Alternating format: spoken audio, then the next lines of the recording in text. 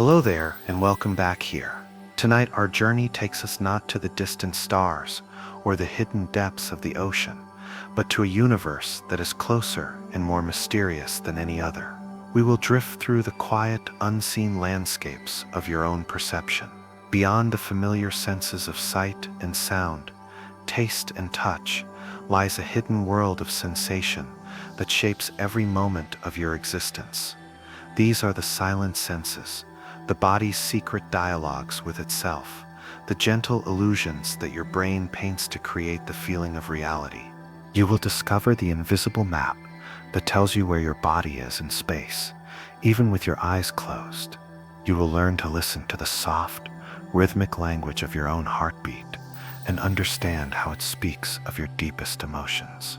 And you will find that even pain is not a simple command, but a complex story, a conversation that your brain can choose to rewrite. These are the quiet foundations of your being, the subtle threads from which the tapestry of your consciousness is woven.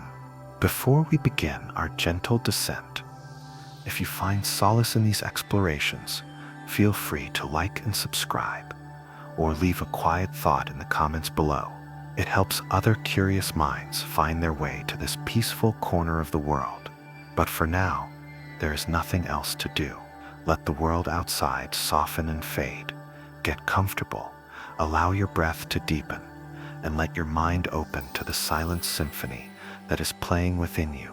Even now, let's begin. You can feel where your limbs are, even in total darkness. Close your eyes for a moment and lift your hand. Now, slowly, touch the tip of your nose. You do it perfectly, without hesitation, without sight.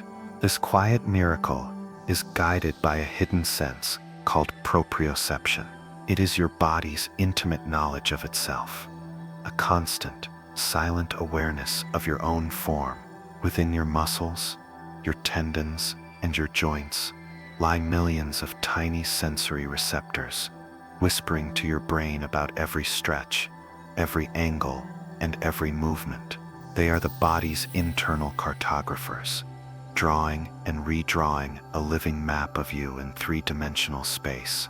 This sense is so fundamental, so deeply woven into the fabric of your being, that you rarely notice its presence. It is the silent hum beneath the music of your other senses, the invisible anchor that tethers your mind to your body. This intricate internal map is not something you are born with. It is learned, sculpted by experience, from your very first moments of life. A newborn baby, flailing its arms and legs, is not moving randomly. It is conducting the earliest experiments in self-discovery. Each kick, each grasp, each uncertain movement sends a flood of information to the developing brain, teaching it the geometry of its own existence. The brain learns the length of a leg, the weight of an arm, the elegant arc of a reaching hand. It is a slow, beautiful process of calibration, the mind learning the physical language of the body it inhabits. What begins as a collection of chaotic signals gradually coalesces into a seamless, intuitive understanding. Proprioception is the invisible scaffolding upon which all coordinated movement is built, a masterpiece of neural learning painted in the silent medium of motion itself.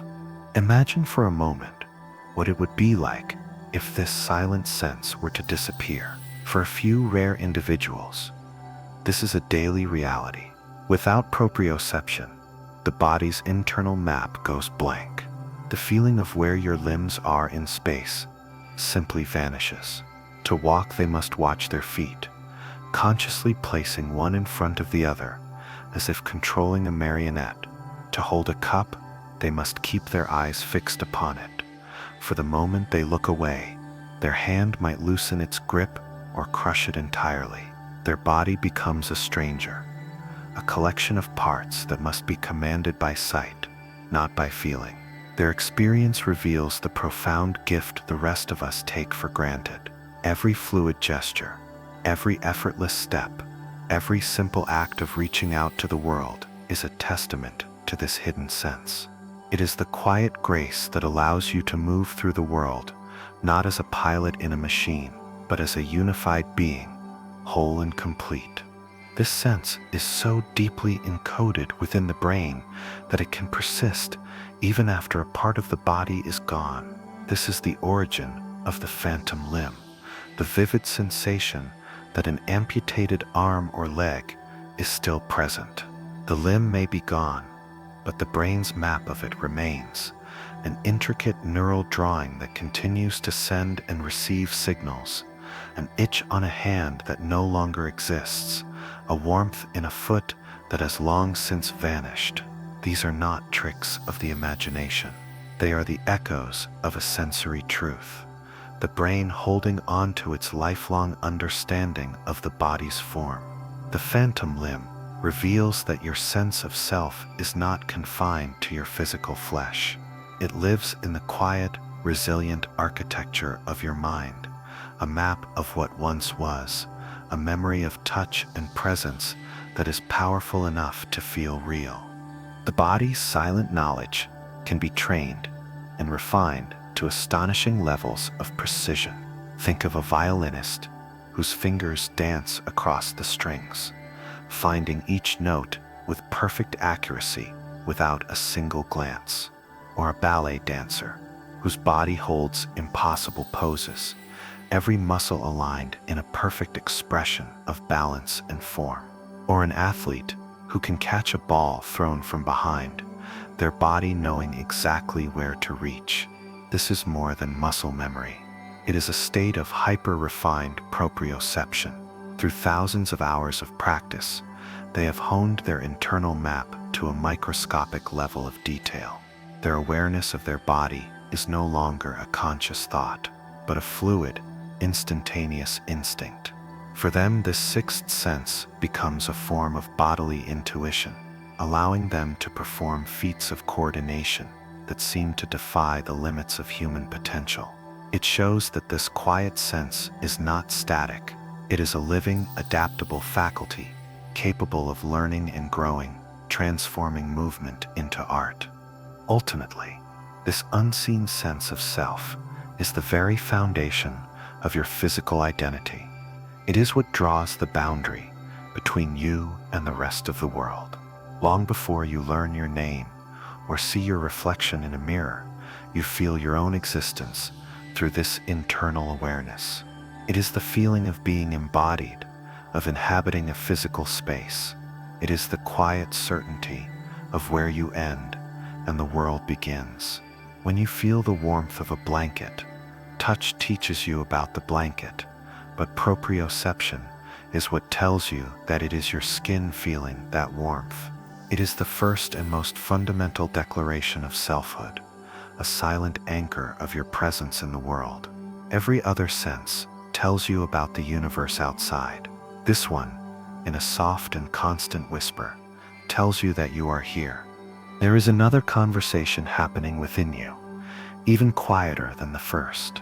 It is the sense of your own internal world, a perception known as interoception.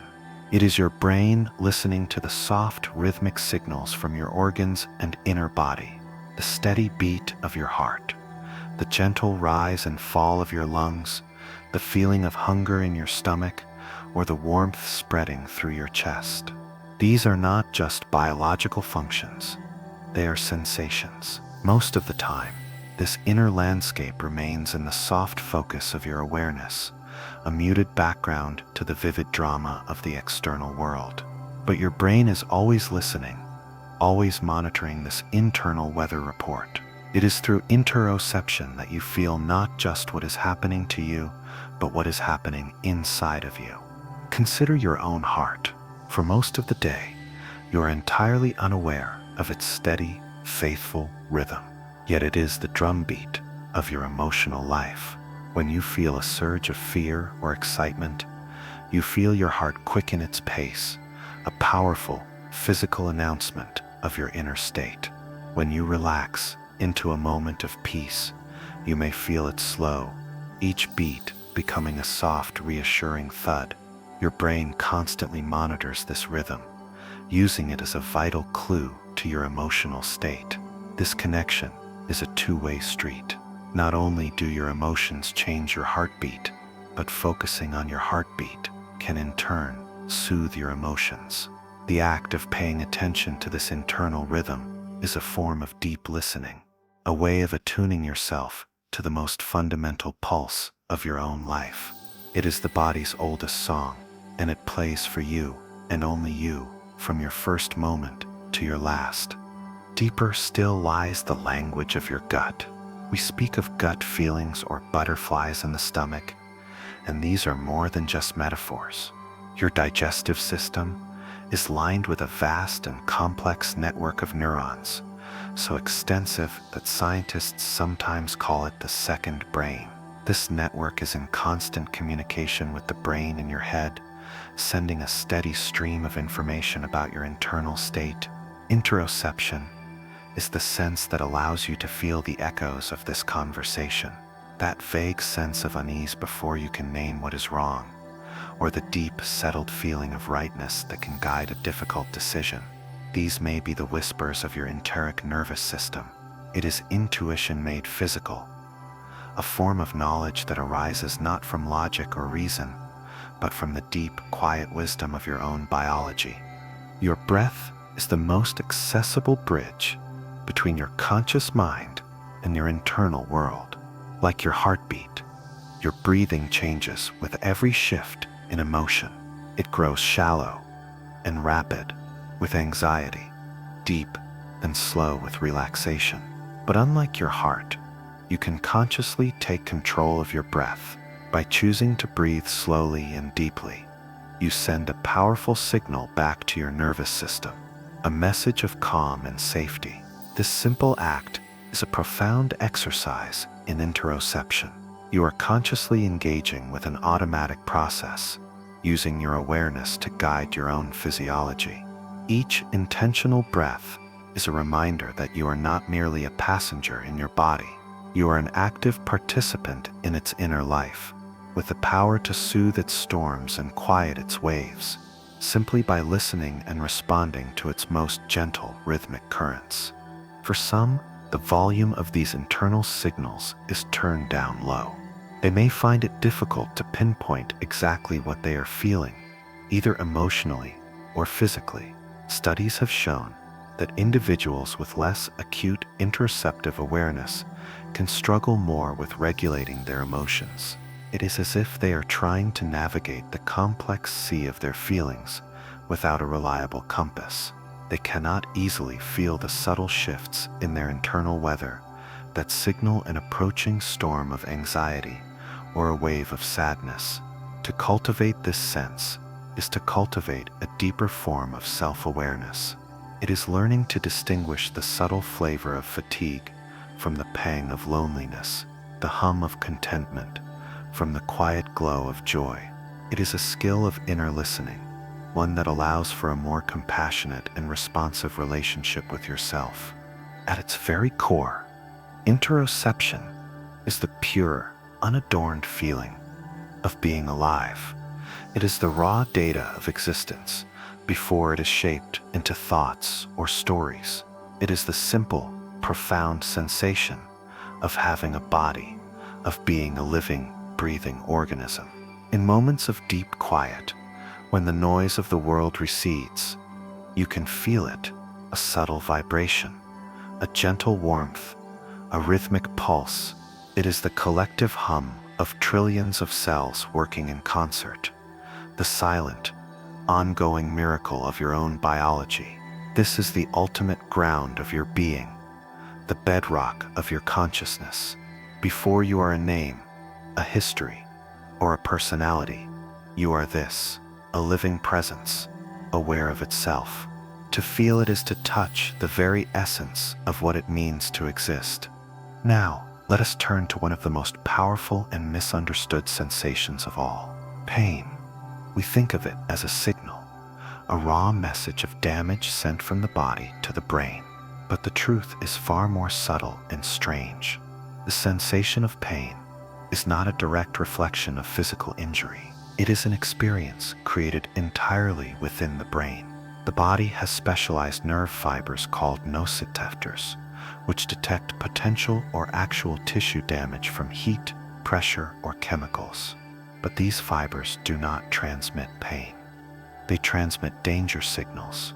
The feeling of pain itself is the brain's response to these signals, its opinion on the matter. It is a story the brain tells itself about the level of threat, a complex and deeply subjective experience shaped by your emotions, your memories, your beliefs, and the context of the situation. This is why the same injury can feel vastly different at different times.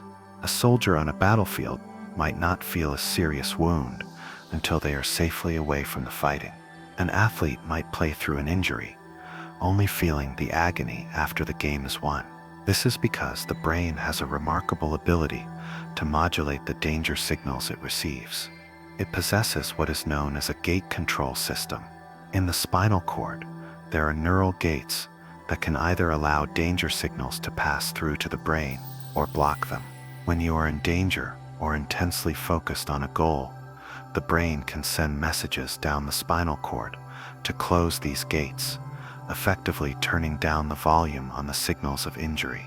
Pain is not a simple switch, but a dynamic, adaptable system designed to protect you in the most intelligent way possible.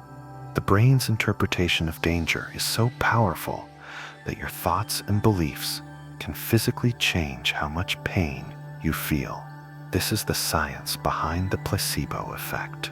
If you believe a simple sugar pill is a powerful painkiller, your brain can respond by releasing its own natural pain-relieving chemicals, called endorphins. These are molecules that function much like morphine, dulling pain signals and producing a sense of well-being. Your expectation of relief becomes a self-fulfilling prophecy. Your mind's belief changes your body's chemistry. This is not imagination. Brain scans show that the placebo effect is a real, measurable neurological event.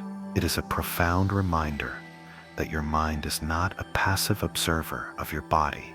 It is an active composer of your experience, capable of creating its own medicine from the raw material of belief.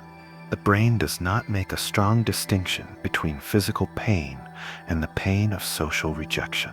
When you experience a painful breakup, the loss of a loved one, or a moment of deep humiliation, the regions of your brain that activate are remarkably similar to those that light up during a physical injury.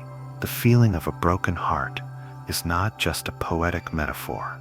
To your brain, the threat of social isolation is as real and as dangerous to your survival as a physical wound. This is why social pain hurts so deeply. It speaks a similar language in the quiet corridors of the mind, a primitive, urgent alarm telling you that your connection to the tribe, your fundamental source of safety, is at risk. It reveals how deeply we are wired for connection, and how our sense of pain is designed to protect not just our bodies, but our bonds with others. Sometimes, the pain system can become too sensitive.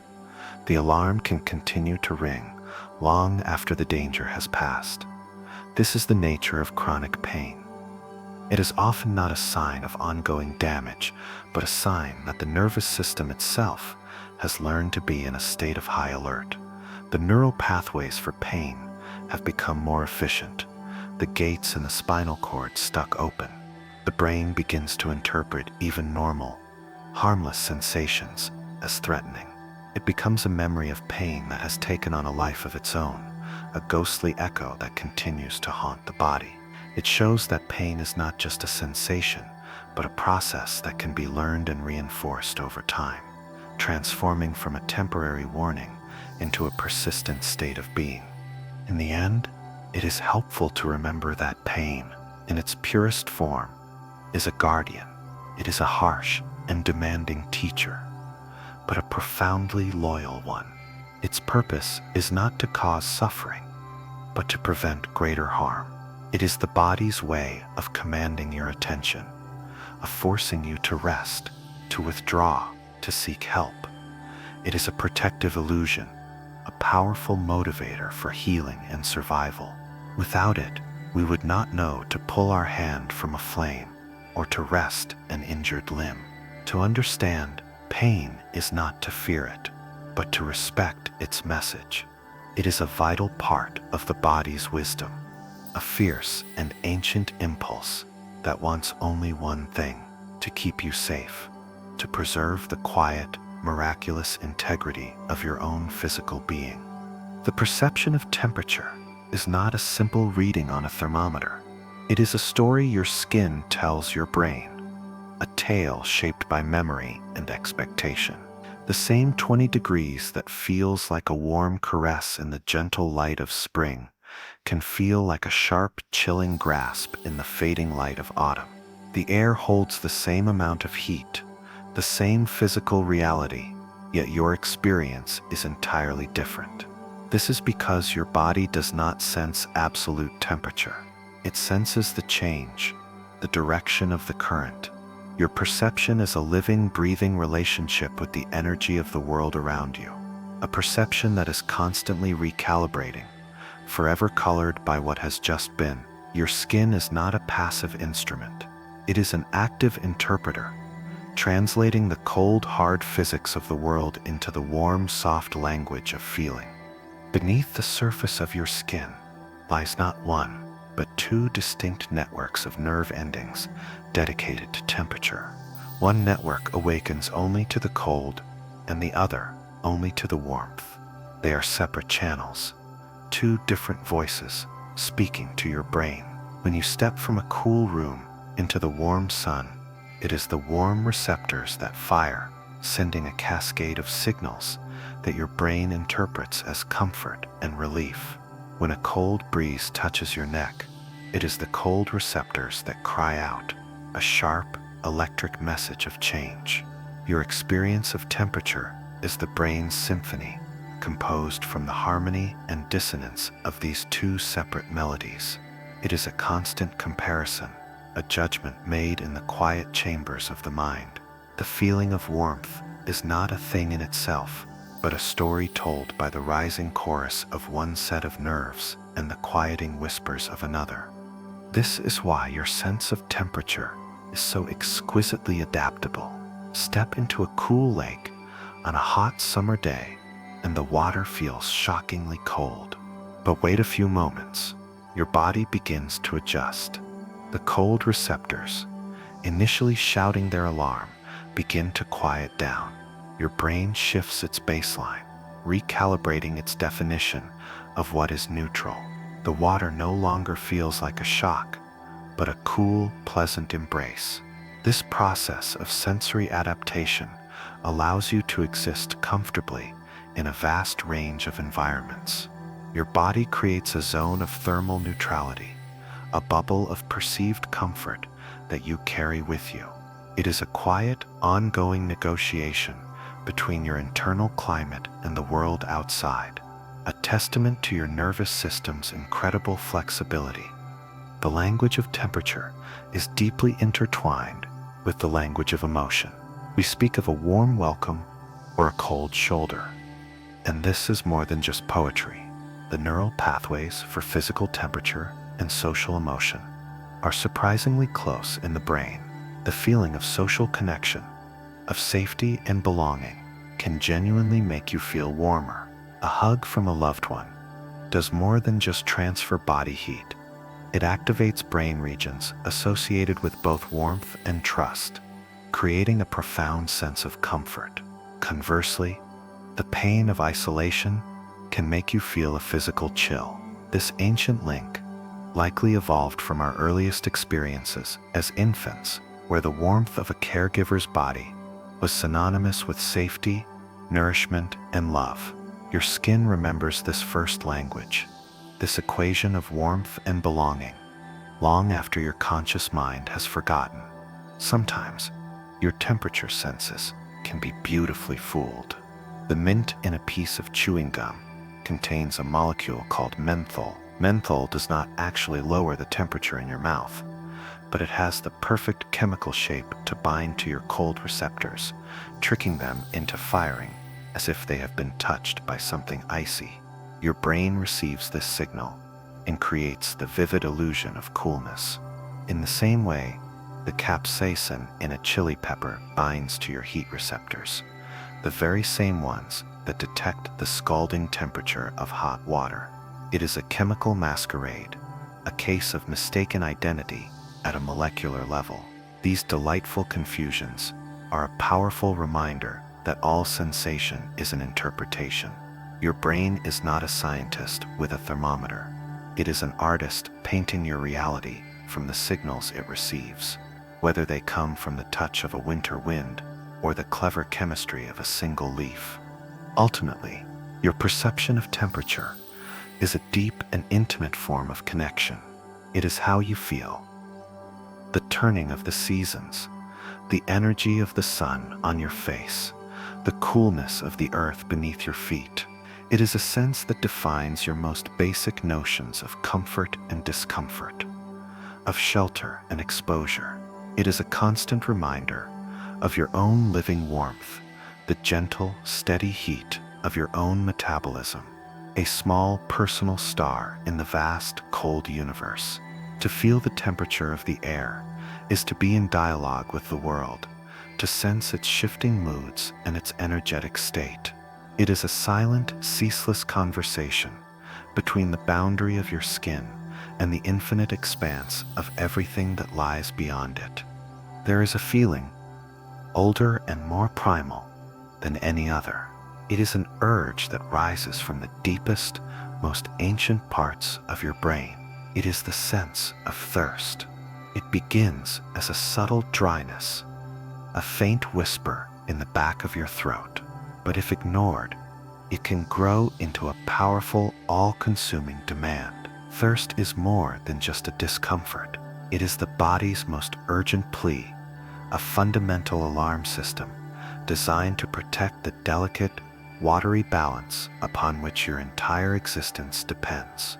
Your body is a vessel of a vast internal ocean, and the sense of thirst is its loyal guardian, forever standing watch over the sacred tide within. The sensation of thirst is not born in your mouth.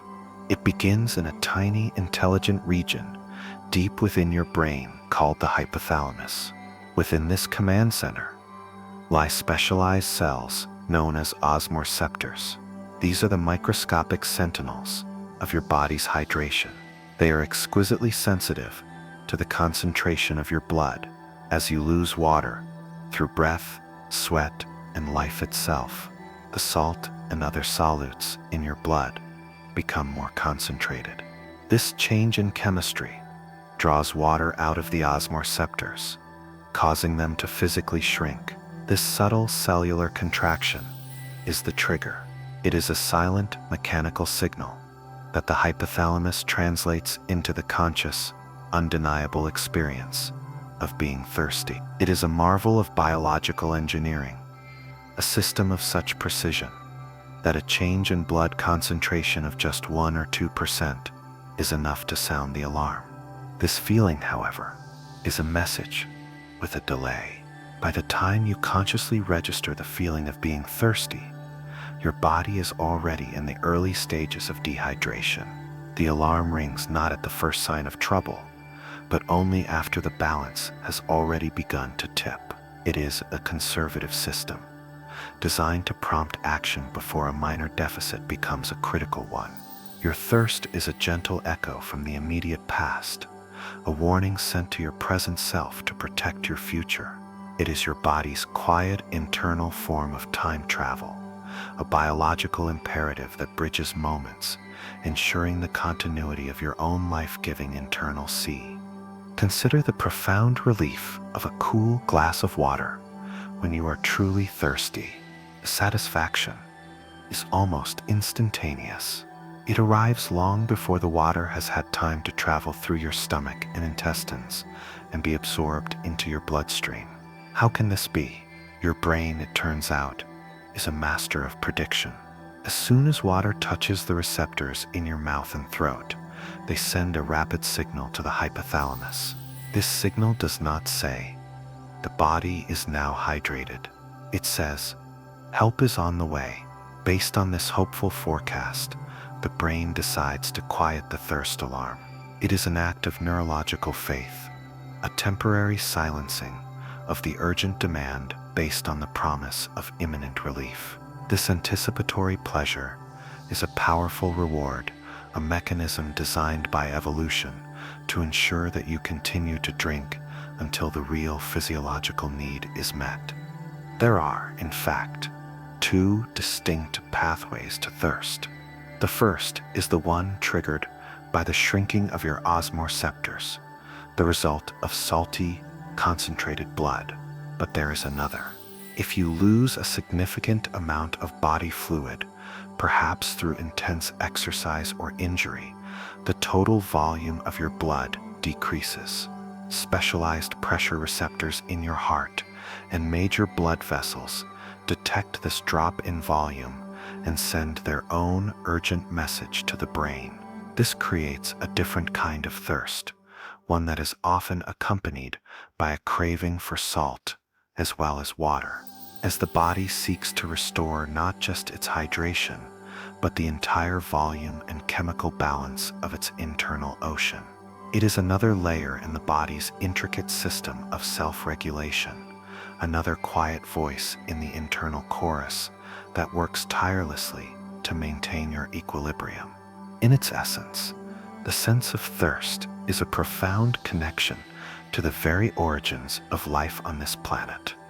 Every cell in your body is a tiny droplet of the primordial ocean, encased in a delicate membrane. Life began in water, and it can only continue in water. The thirst you feel is the collective memory of that origin, the cellular remembrance of the world from which your most distant ancestors emerged. It is a biological echo that connects you to every plant, every animal, every living thing. It is the universal language of life itself, a silent, powerful reminder that you are not a self-contained entity, but a part of a vast, interconnected, and fundamentally watery world. To answer the call of thirst is to honor that ancient legacy, to replenish the ocean within. Deeper than thirst, more rhythmic than the tides of temperature, lies another fundamental sense. It is the feeling of hunger and its gentle counterpart, the feeling of being full. This is the sensory rhythm of your body's energy. It is a complex and elegant conversation, a symphony of chemical messengers traveling between your gut, your fat cells, and your brain.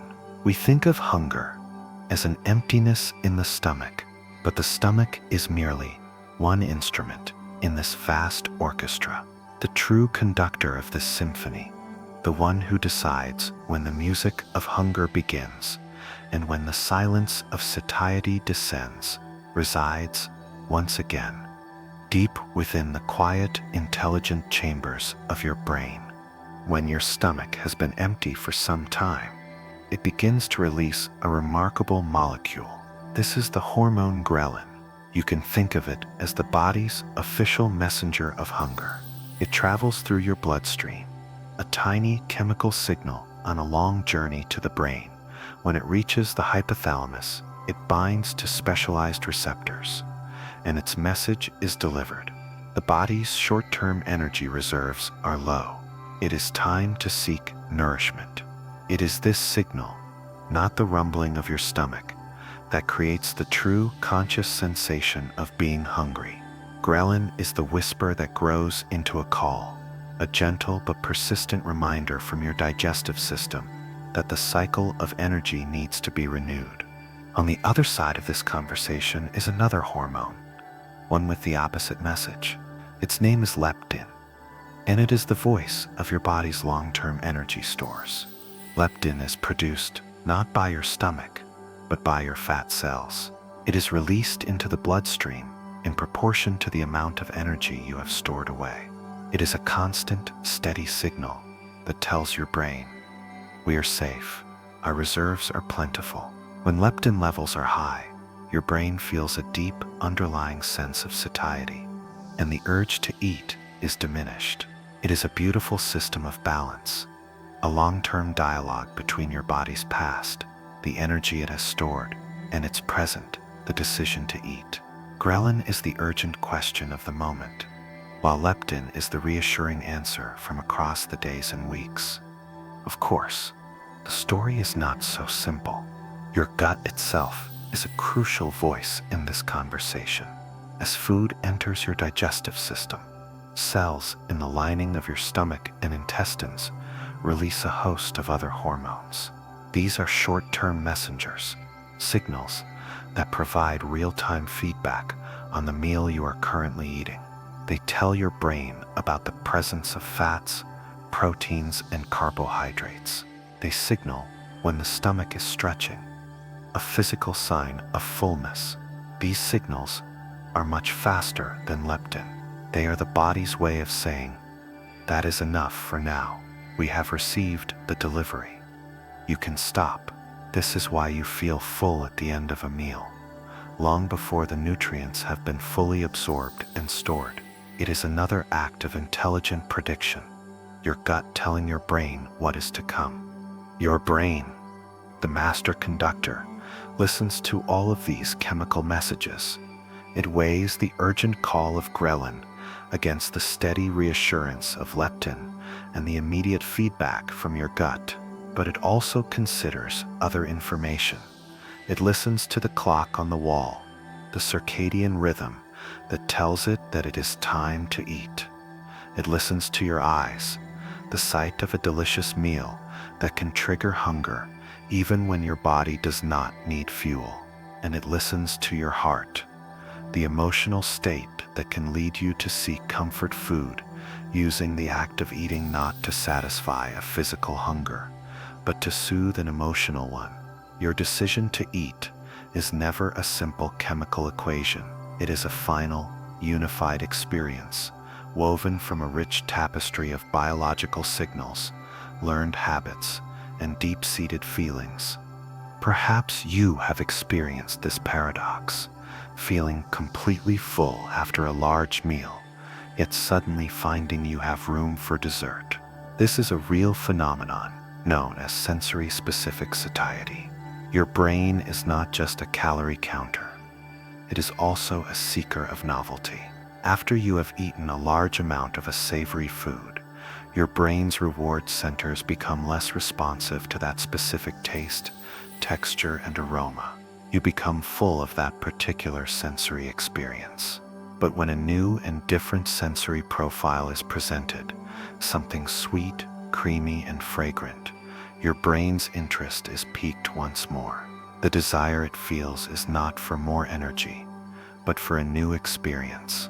It is a beautiful illustration of how deeply our survival instincts are intertwined with our curiosity and our search for pleasure. In its deepest sense, the rhythm of hunger and fullness is the rhythm of life itself. It is the constant, gentle cycle of emptying and refilling, of seeking and receiving. It is one of our most fundamental connections to the world outside of ourselves. Through hunger, we are reminded that we are not isolated beings, but are part of a vast, interconnected web of energy. We take in the light of the sun, captured in the leaves of a plant.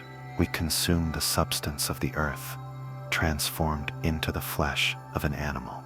And in doing so, we transform the world into ourselves, building and rebuilding the very cells of our own bodies from the matter of the planet. To feel hunger is to feel the pull of life's great, ongoing dance of creation. It is the quiet, humble acknowledgement that we are in every moment made of the world we inhabit. Your eyes are not a window.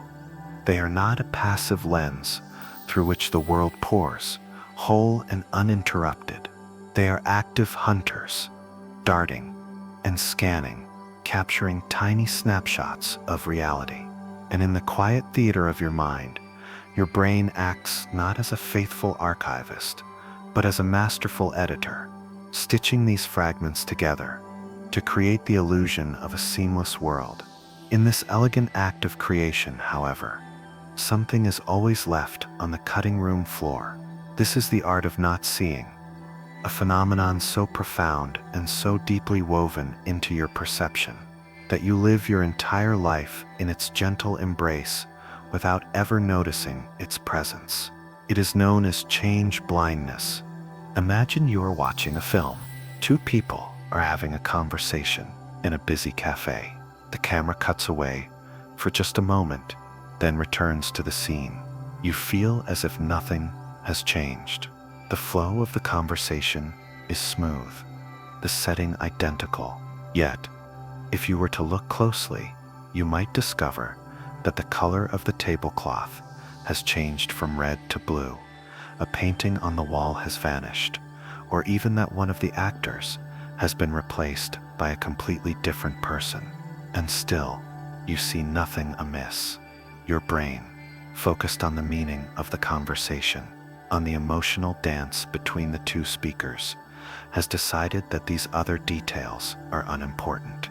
It has smoothly papered over the cracks in reality, presenting you with a world that is coherent, stable, and meaningful, even if it is not entirely true. This is not a failure of your vision. It is a triumph of your attention. At any given moment, your eyes are flooded with millions of bits of information. To process every single detail would be impossibly overwhelming. So your brain uses attention as a spotlight, illuminating only a small patch of the world at a time. It focuses on what it believes is most relevant to your goals, your needs, your story of the moment. Everything outside that beam of light remains in a soft, unattended darkness. When a change occurs in that darkness, no matter how large or dramatic, your brain simply does not register its existence. It is a form of intelligent blindness, a necessary compromise that allows you to navigate the complexity of the world without being paralyzed by its infinite detail. Your very experience of a stable, continuous visual world is a carefully constructed illusion. Your eyes are in constant motion, performing tiny, rapid jumps called saccades several times every second. During these movements, your vision is effectively suppressed. You are functionally blind for a fraction of every moment. Yet you perceive no flicker, no blackout. Your brain takes the snapshot from before the jump and the snapshot from after, and skillfully blends them together, inventing a smooth, continuous motion that never actually occurred. It fills in the gaps with its best guess of what must have happened in between. What you perceive as a steady gaze is in fact a staccato dance of seeing and blindness, a series of still frames artfully edited into the motion picture of your reality. This quiet editing process explains the power of the magician's sleight of hand. The magician does not trick your eyes. They trick your attention. By using a grand gesture or a dramatic flourish, they command the spotlight of your focus, directing it precisely where they want you to look. And in that moment, in the unattended shadows, just outside the beam, the secret action happens. The coin vanishes. The card is swapped. The change is often large and perfectly visible, but because your attention has been skillfully misdirected, you see nothing at all. You are not fooled because you are slow, but because your brain is so exquisitely efficient at ignoring what it deems irrelevant.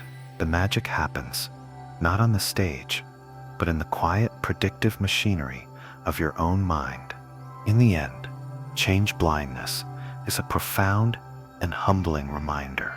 It tells us that the world you experience is not the world as it is, but the world as you attend to it. Reality is not a fixed landscape that you passively observe. It is a co-creation, a dance between the light that enters your eyes and the focus you choose to give it.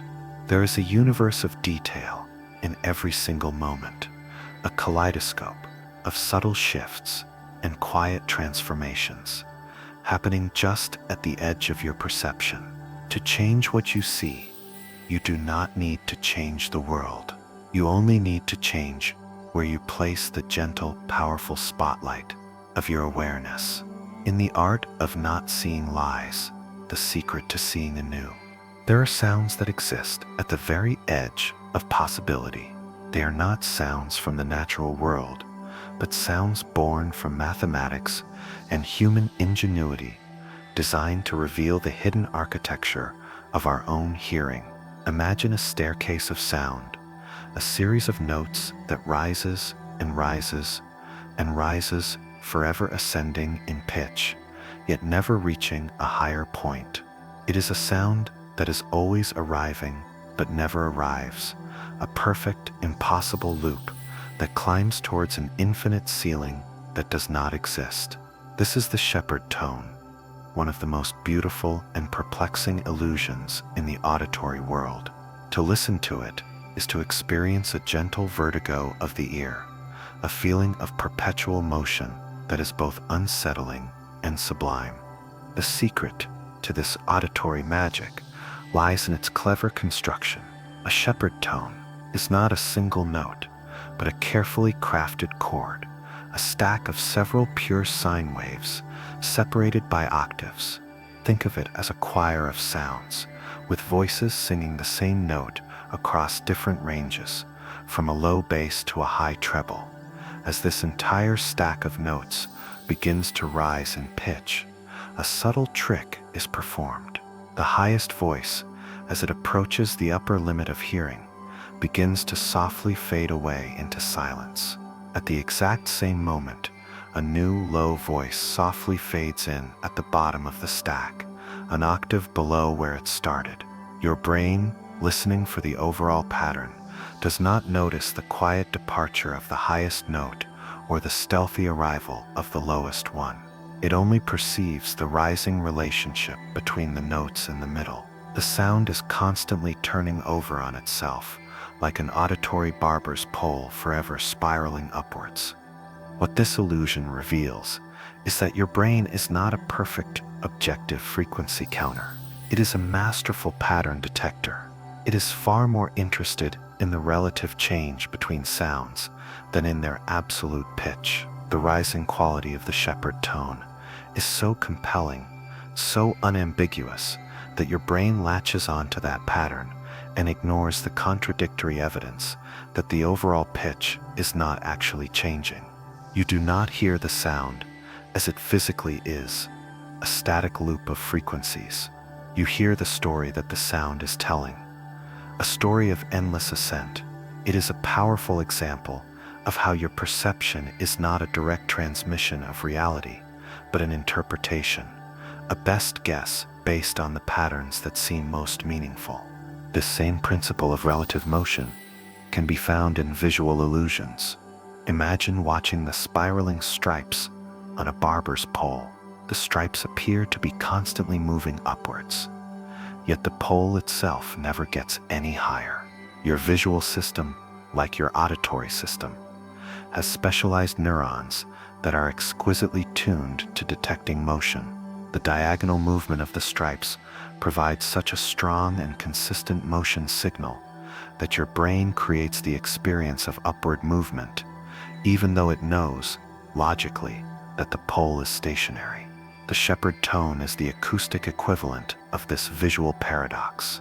It is a kind of motion sickness for the ear, a sound that tricks the motion-detecting parts of your auditory brain into perceiving a journey with no destination. Musicians and film composers have long understood the emotional power of this impossible sound. Because it is constantly rising, the shepherd tone can create a powerful and almost unbearable feeling of tension and suspense. It is the sound of a question that is never answered, a climb that never reaches its peak. It can make a scene in a film feel as if it is building towards a climax that is forever just around the corner. The sound itself becomes a promise of resolution that is eternally deferred. It is a way of manipulating the listener's sense of auditory time, stretching a moment into a feeling of infinite anticipation. To hear it in a darkened theater is to feel your own nervous system being played like an instrument, attuned to the frequency of pure, unresolved suspense. Ultimately, the shepherd tone is more than just a clever trick. It is a piece of philosophical art, a sound that asks a profound question about the nature of perception itself. It is a perfect circle drawn in the medium of air, a beautiful, self-contained infinity.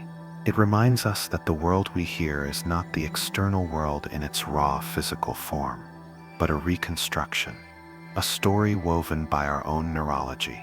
It is a ghost in the machine of hearing, a gentle hallucination that our brains willingly accept because the pattern is so elegant, so coherent. To listen to the shepherd tone is to be let in on a secret, that even in the simple act of hearing, we are not passive receivers. We are active dreamers, constantly translating the physics of vibration into the poetry of perceived sound. Think, for a moment, of the feeling of your clothes against your skin, the soft pressure of a shirt on your shoulders, the gentle weight of a watch on your wrist. Now that your attention has been drawn to it, the sensation is clear, present, undeniable, but a moment ago, it was not there. It was not a part of your conscious world. The physical signals were still arriving at your skin.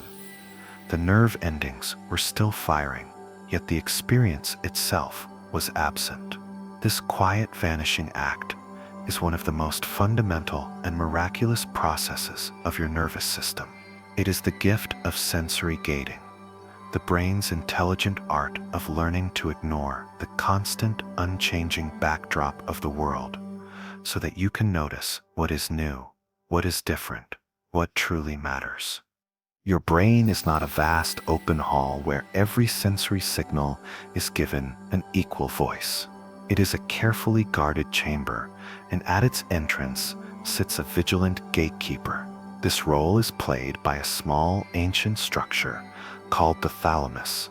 Nearly every sensation you experience, from sight, sound, and touch, must first pass through this gateway before it can reach your conscious awareness.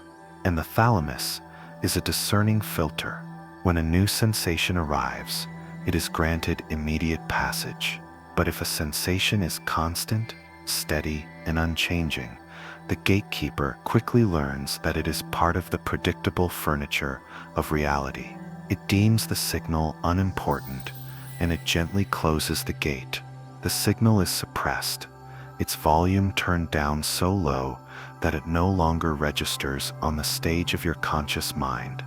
This process, sometimes called habituation, is not a form of fatigue. It is an active, intelligent process of learning. Your nervous system is a brilliant novelty detector. It operates on the profound principle that the most important information in the world is information about change. The constant pressure of the chair you are sitting on is not a threat.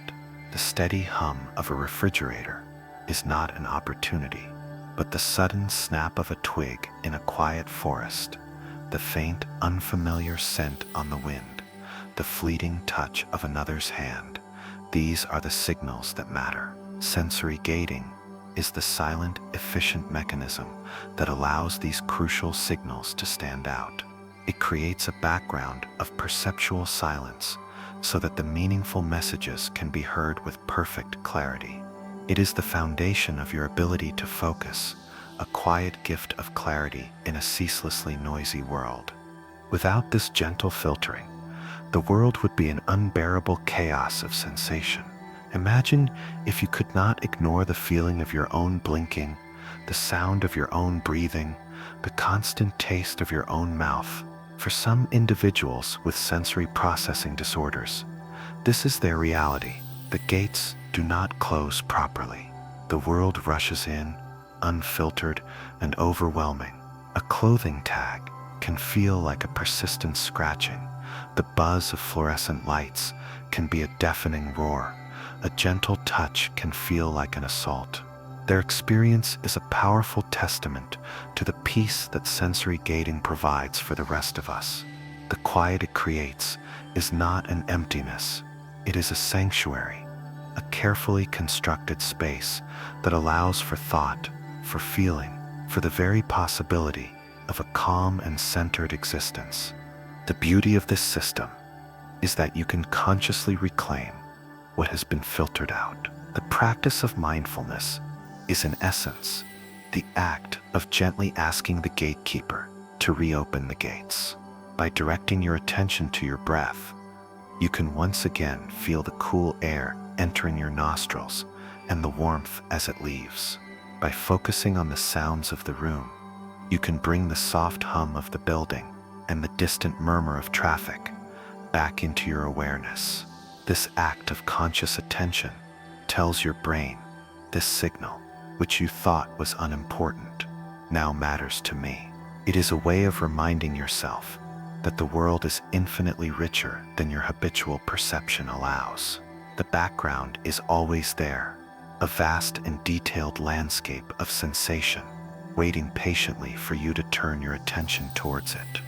In its deepest sense, sensory gating is an act of profound trust. Your brain trusts that the constant, predictable parts of your world are safe. It learns to take them for granted so that it can free up your precious cognitive resources for the unpredictable and the new. It is a form of biological wisdom, a letting go that happens at a neurological level millions of times a day. It is your nervous system's way of creating peace. It is the quiet, invisible editor that erases the redundant and the unnecessary, leaving you with a clean, clear, and manageable story of reality. The silence it provides is the canvas upon which the vibrant, changing moments of your life are painted. It is the most constant and perhaps the most generous of all your brain's many hidden gifts. The scent of rain on dry earth, the sharp sweetness of a forgotten perfume, the warm, woody aroma of an old book.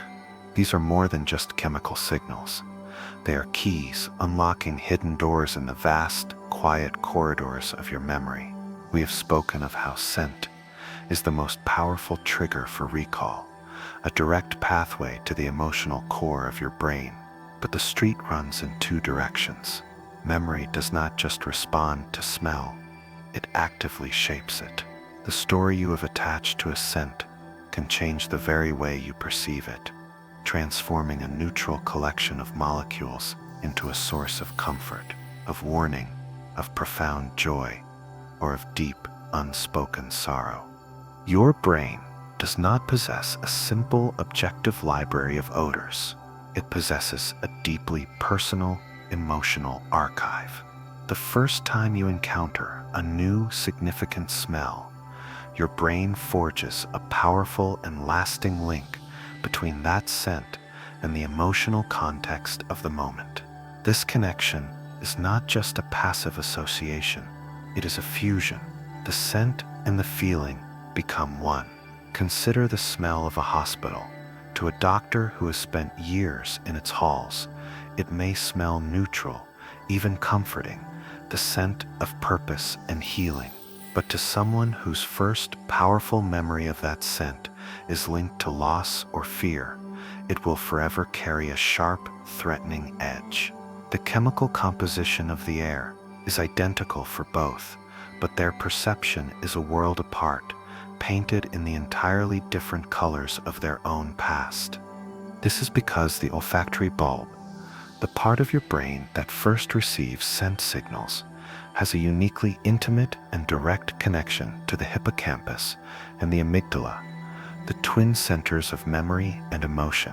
Unlike information from your eyes or ears, which must pass through several analytical gateways, scent takes a private, express route. When you inhale a familiar odor, you're not simply remembering a past event. You are, in a neurological sense, reactivating the entire emotional and physiological state of that moment. Your brain does not just recall the memory, it briefly becomes the memory, and that resurrected feeling washes back over your present perception, coloring the scent with its own emotional light. The smell of baking bread is not just pleasant, it is the feeling of warmth, of home, of childhood safety, made tangible in the air. This remarkable plasticity of perception allows you to learn new olfactory languages throughout your life. Think of a food you once disliked, but now enjoy. Perhaps the complex, earthy scent of a strong cheese, the bitter aroma of dark coffee, or the oceanic tang of an oyster. The first time you encountered it, your brain may have registered the unfamiliar molecules as strange, even unpleasant. But then, through experience, a new story was written. Perhaps you shared it in a moment of joy with friends, or you learned to appreciate its complexity over time. With each positive experience, your brain began to rewrite the file. The memory of pleasure began to overshadow the initial reaction of strangeness. Slowly, miraculously, the scent itself began to change. What once smelled sharp or off-putting now smells rich, intriguing, and delicious. You have not changed the cheese, you have changed the memory, and in doing so, you have changed your reality. This deep entanglement of scent and memory can be so powerful that it can create a perception from thin air. The brain can generate a phantom smell, an olfactory hallucination, based on a memory alone. If you close your eyes and think, with enough focused intention, of the specific, unique scent of a person you love, you may experience a faint, fleeting echo of their perfume or the warm scent of their skin. This is not imagination in the abstract sense. It is your brain activating the specific pattern of olfactory neurons that corresponds to that scent, purely from the internal trigger of memory and emotion. It is the ghost of a sensation, a memory so vivid it bleeds into the present moment. It is perhaps the most profound evidence that your sensory world is not a passive recording of external reality, but an active, ongoing creation dreamed into being by the beautiful storytelling machinery of your own mind. In its deepest sense, your personal world of scent is an autobiography. Each aroma you recognize is a chapter, each fragrant memory a footnote in the story of your life. The air you breathe is not just a collection of anonymous molecules, it is a tapestry woven from the threads of your own past. The smell of cut grass is not just geosmin, it is the feeling of summer afternoons. The scent of chlorine is not just a chemical, it is the echo of childhood laughter by a swimming pool. Your sense of smell does not show you the world as it is.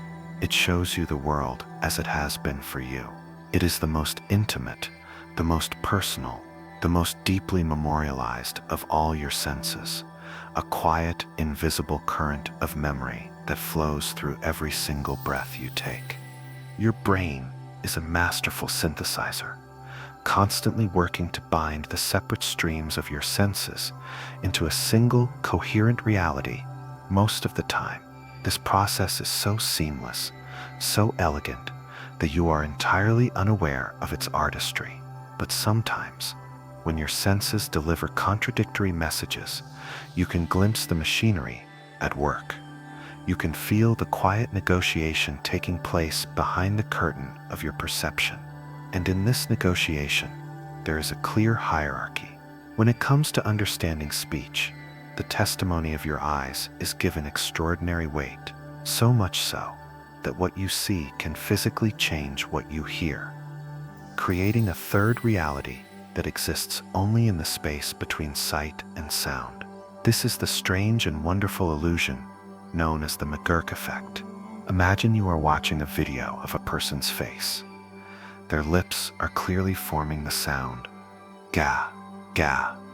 But the audio that reaches your ears is the sound ba. Your brain is now faced with a paradox. Your ears are reporting one truth, and your eyes are reporting another. What do you perceive? You do not hear ba, and you do not hear ga. Your brain, in a stunning act of creative compromise, hears the sound ga. This new sound is a neurological fiction, a plausible middle ground that your brain invents on the spot to resolve the sensory conflict. If you close your eyes, the illusion shatters. You immediately and clearly hear the sound ba. When you open them again, the da returns. The visual information is not just influencing your hearing, it is overriding it, transforming the raw data of sound before it ever reaches your conscious awareness. This is not a flaw in your brain's design. It is a powerful feature born from a deep evolutionary wisdom. For most of human history, and in most everyday situations, vision has proven to be an incredibly reliable source of information, especially when it comes to face-to-face communication. Seeing the movement of someone's lips provides a rich set of predictive cues about the sounds they are about to make. Your brain has learned, over millennia, to trust this visual data implicitly. When the auditory signal is ambiguous, or when it conflicts with the clearer visual signal, your brain makes a calculated bet. It bets on the eyes. It is a form of sensory triage, an efficient and usually effective strategy for navigating the complex multi-sensory world of human interaction. You experience a softer version of this illusion every time you watch a ventriloquist. You know with absolute logical certainty that the sound is coming from the performer's mouth, not from the inanimate puppet. Yet, your perception insists otherwise. The sight of the puppet's moving mouth is such a powerful visual cue that it captures the sound. Your brain relocates the source of the sound from its true origin to the place where it visually makes the most sense. The illusion is a testament to your brain's relentless drive to create a coherent world. It would rather create a magical talking puppet than accept the messy, contradictory reality of a sound and a movement that do not align. Your mind prefers a plausible story to a set of disjointed facts. This prioritization of a unified narrative is the brain's ultimate goal. It is not a scientist, coldly analyzing each stream of data in isolation. It is a storyteller, constantly weaving a seamless tapestry from the threads of sensation. When a thread seems out of place, the storyteller will not hesitate to alter it, to blend it, to reinterpret it, to make it fit the larger pattern. The McGurk effect reveals just how far your brain is willing to go in this creative process. It shows that perception is not a passive reception of the world, but an active construction of it. The reality you experience is not a broadcast from the outside world. It is a production, staged, directed, and edited in the quiet, private studio of your own mind. In the end, this gentle illusion is a window into the very nature of your consciousness. It reminds you that your experience of the world is always a hypothesis, a best guess. It is a continuous act of sense-making. The world does not simply present itself to you, finished and complete. You meet it halfway, bringing your own expectations, your own biological biases, your own deep-seated rules about how the world is supposed to work. And in that meeting, a new reality is born, a reality that is a blend of what is truly out there and what your mind believes should be. To experience the McGurk effect is to catch your own brain in the act of creation, and to feel for a fleeting moment the profound and beautiful artistry that underlies every single moment of your waking life. There is a quiet, constant miracle that your brain performs every second of your waking life, a feat of perception so fundamental that it goes entirely unnoticed. Look at a banana on a kitchen counter. In the bright white light of midday, it is a vibrant, unmistakable yellow. Now, imagine that same banana in the cool, blue-hued light of early dawn, or under the warm orange glow of an indoor lamp. The actual wavelengths of light reflecting from its surface into your eyes are dramatically different in each case. The objective color has changed completely, and yet you still see a yellow banana. This is the profound gift of color constancy. It is your brain's ability to perceive the inherent color of an object as stable and unchanging, despite the wild fluctuations in the light that illuminates it. Your visual system is not a simple light meter, passively recording the color of the photons that strike your retina. It is an intelligent and sophisticated detective. When you look at a scene, your brain does not just analyze the light coming from the object of your focus. It simultaneously analyzes the light in the entire surrounding environment.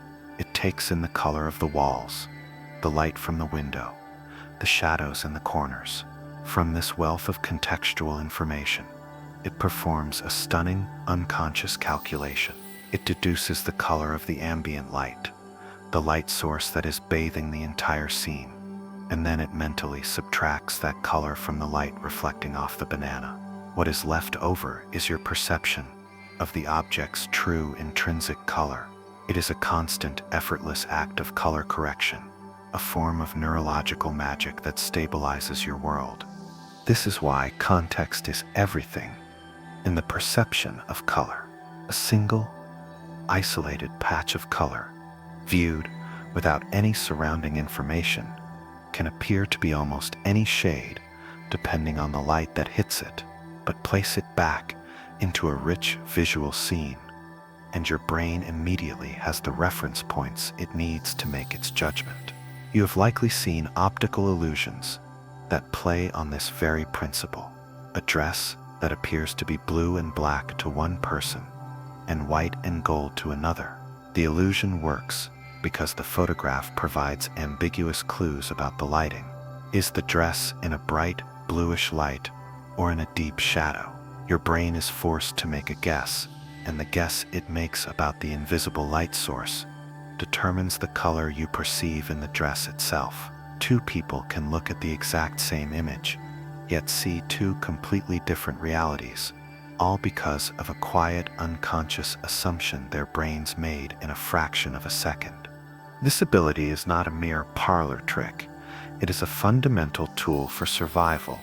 For our ancestors, it was crucial to be able to identify a ripe yellow fruit, whether it was hanging in the direct sun or hidden in the bluish shade of a leaf. The nutritional value of the fruit did not change with the lighting, and so its perceived color needed to remain constant. Color constancy allows you to recognize familiar objects, to navigate your environment, and to make reliable judgments about the world, regardless of the time of day or the quality of the light.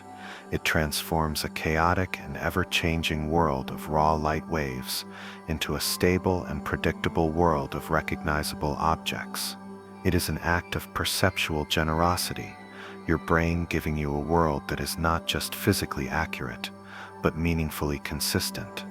You can, with effort, catch your brain in this act of benevolent deception. Find a brightly colored object and take it outside. Look at it in the direct sunlight, and then move it into the deep shadow of a building. The color will appear almost unchanged. But now, take a piece of paper and roll it into a tube. Look at the object through the tube, so that you can see only a small patch of its color, with none of the surrounding context. Suddenly, the illusion will shatter. The patch of color in the shadow will appear dramatically darker, bluer, and less saturated than the patch in the sun.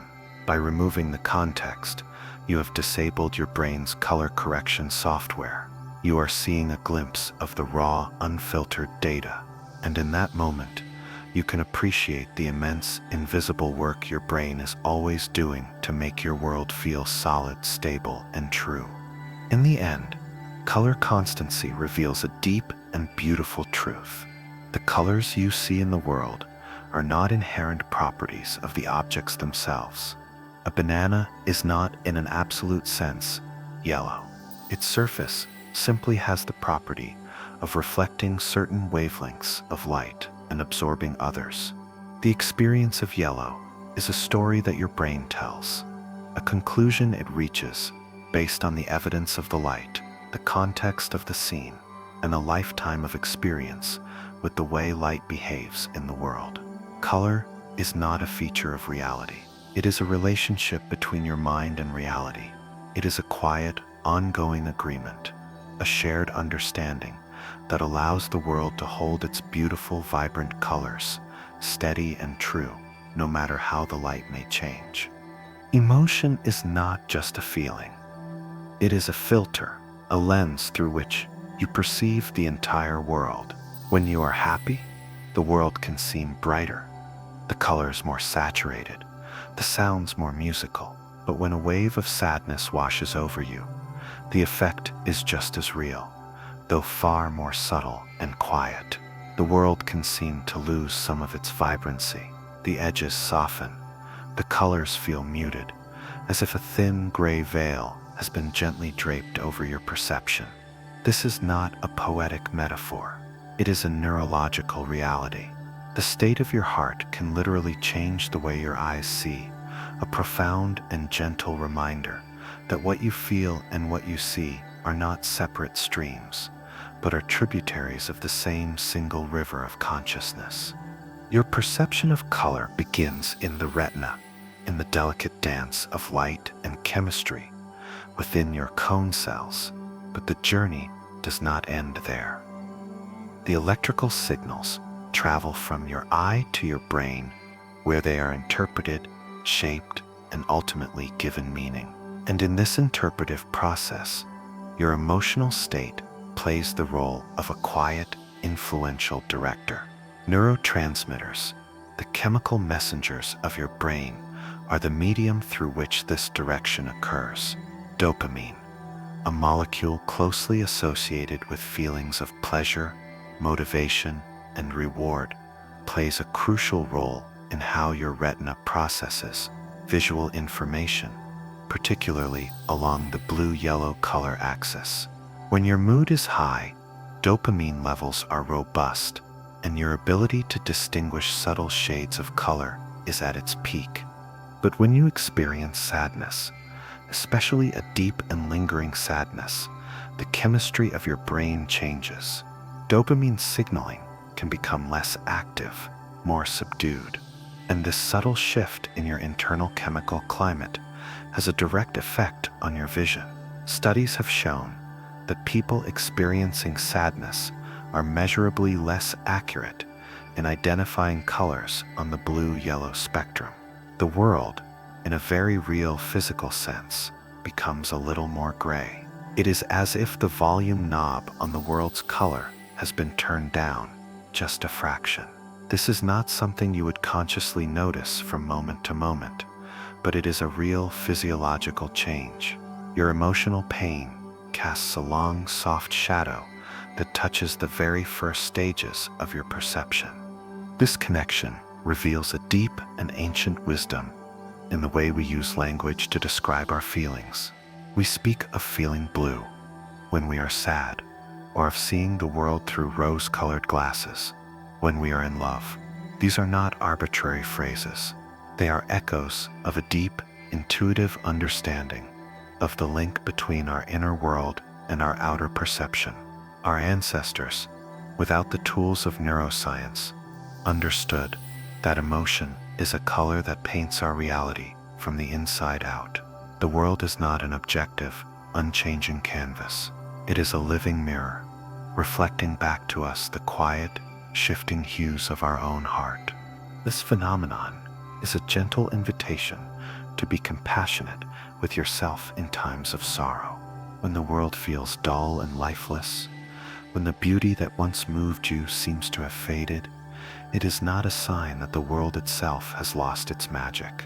It is a sign that your own perceptual system is temporarily conserving its energy, clouded by the chemistry of your emotional state.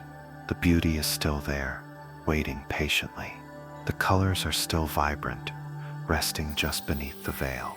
The sadness is not a destination.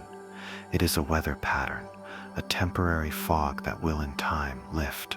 To understand this is to find a small, quiet space of peace within the sadness itself. It is the knowledge that what you are seeing is not the whole truth of the world, but only the truth of this particular passing moment. In its most profound sense, the way sadness tints your world is a testament to your own sensitivity.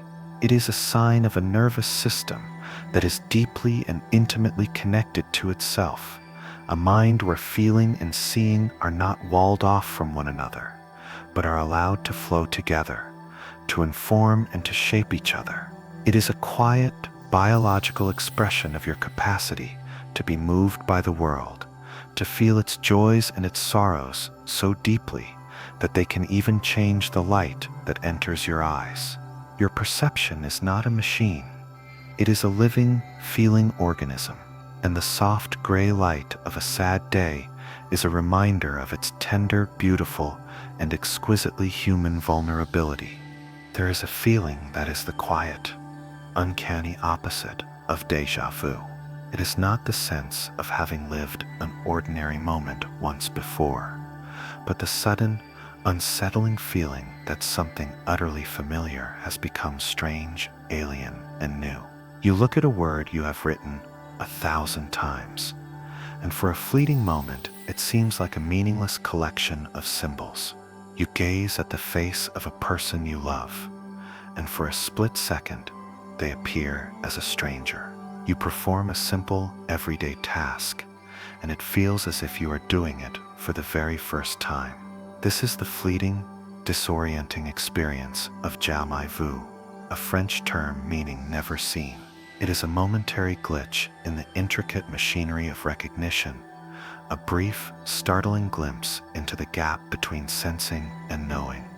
Déjà vu, its more famous cousin, is a feeling of familiarity without a specific memory to anchor it. Jamais vu is the inverse, the presence of a specific memory without the accompanying feeling of familiarity. You know with absolute certainty that you have seen this face, read this word, perform this action before. Your memory is intact, but the warm, comfortable glow of recognition, the feeling that usually accompanies that memory, has momentarily vanished. It is as if a wire has been briefly disconnected, the link between the factual archive of your brain and its emotional library of meaning temporarily severed. In that silent, empty space, the familiar world becomes a strange and foreign landscape. This phenomenon often occurs in moments of fatigue, stress, or intense repetition. If you stare at a single common word on a page for a minute or two, repeating it over and over in your mind, you can often induce a mild form of this experience. The word begins to lose its meaning. Its sound becomes a strange, empty vibration. Its shape becomes an abstract drawing. This process, known as semantic satiation, is a kind of neural fatigue. The specific neurons responsible for processing that word's meaning have become temporarily exhausted from overstimulation. They stop firing with their usual vigor, and for a moment, the rich network of associations that gives the word its meaning dissolves. You are left with only the raw sensory data, the ink on the page, the sound in the air, stripped of all its familiar significance. Jamais vu is a powerful reminder that our sense of a coherent and meaningful world is a constant, active creation. The feeling of familiarity is not a given. It is a delicate and ongoing process, a continuous act of matching the incoming data from our senses with the vast, stored library of our past experiences. Most of the time, this process is so fast, so automatic, that we are entirely unaware of it. The world simply feels real, stable, and known. But in the strange, fleeting moment of jamais vu, we see the curtain pulled back. We feel the effort that goes into creating that sense of the familiar, and we realize that our relationship with reality is not a fixed state, but a fragile and dynamic dance. For some individuals, particularly those with certain neurological conditions, this fleeting sensation can become a more persistent and distressing state. The world can feel perpetually unreal, as if they are watching their own life as a film or living within a dream from which they cannot wake. This experience, known as depersonalization or derealization, is like a chronic form of jamais vu. It is the persistent uncoupling of sensation from the feeling of reality. Their experience, though frightening, offers a profound insight. It shows us that the feeling of realness is itself a kind of sense, a quiet, foundational perception that our brains must constantly generate. It is the invisible glue that holds our world together, and we only notice its existence when it begins to dissolve. In the end, the strange, momentary visit of jamais vu is a gift. It is a brief, shocking splash of cold water that awakens us from the slumber of our everyday assumptions. It shakes the foundations of our familiar world just for a second, and in doing so, it allows us to see it again with fresh eyes. It is an invitation to look at the ordinary word, the familiar face, the mundane task, and to rediscover the wonder that lies hidden beneath the smooth, worn surface of recognition.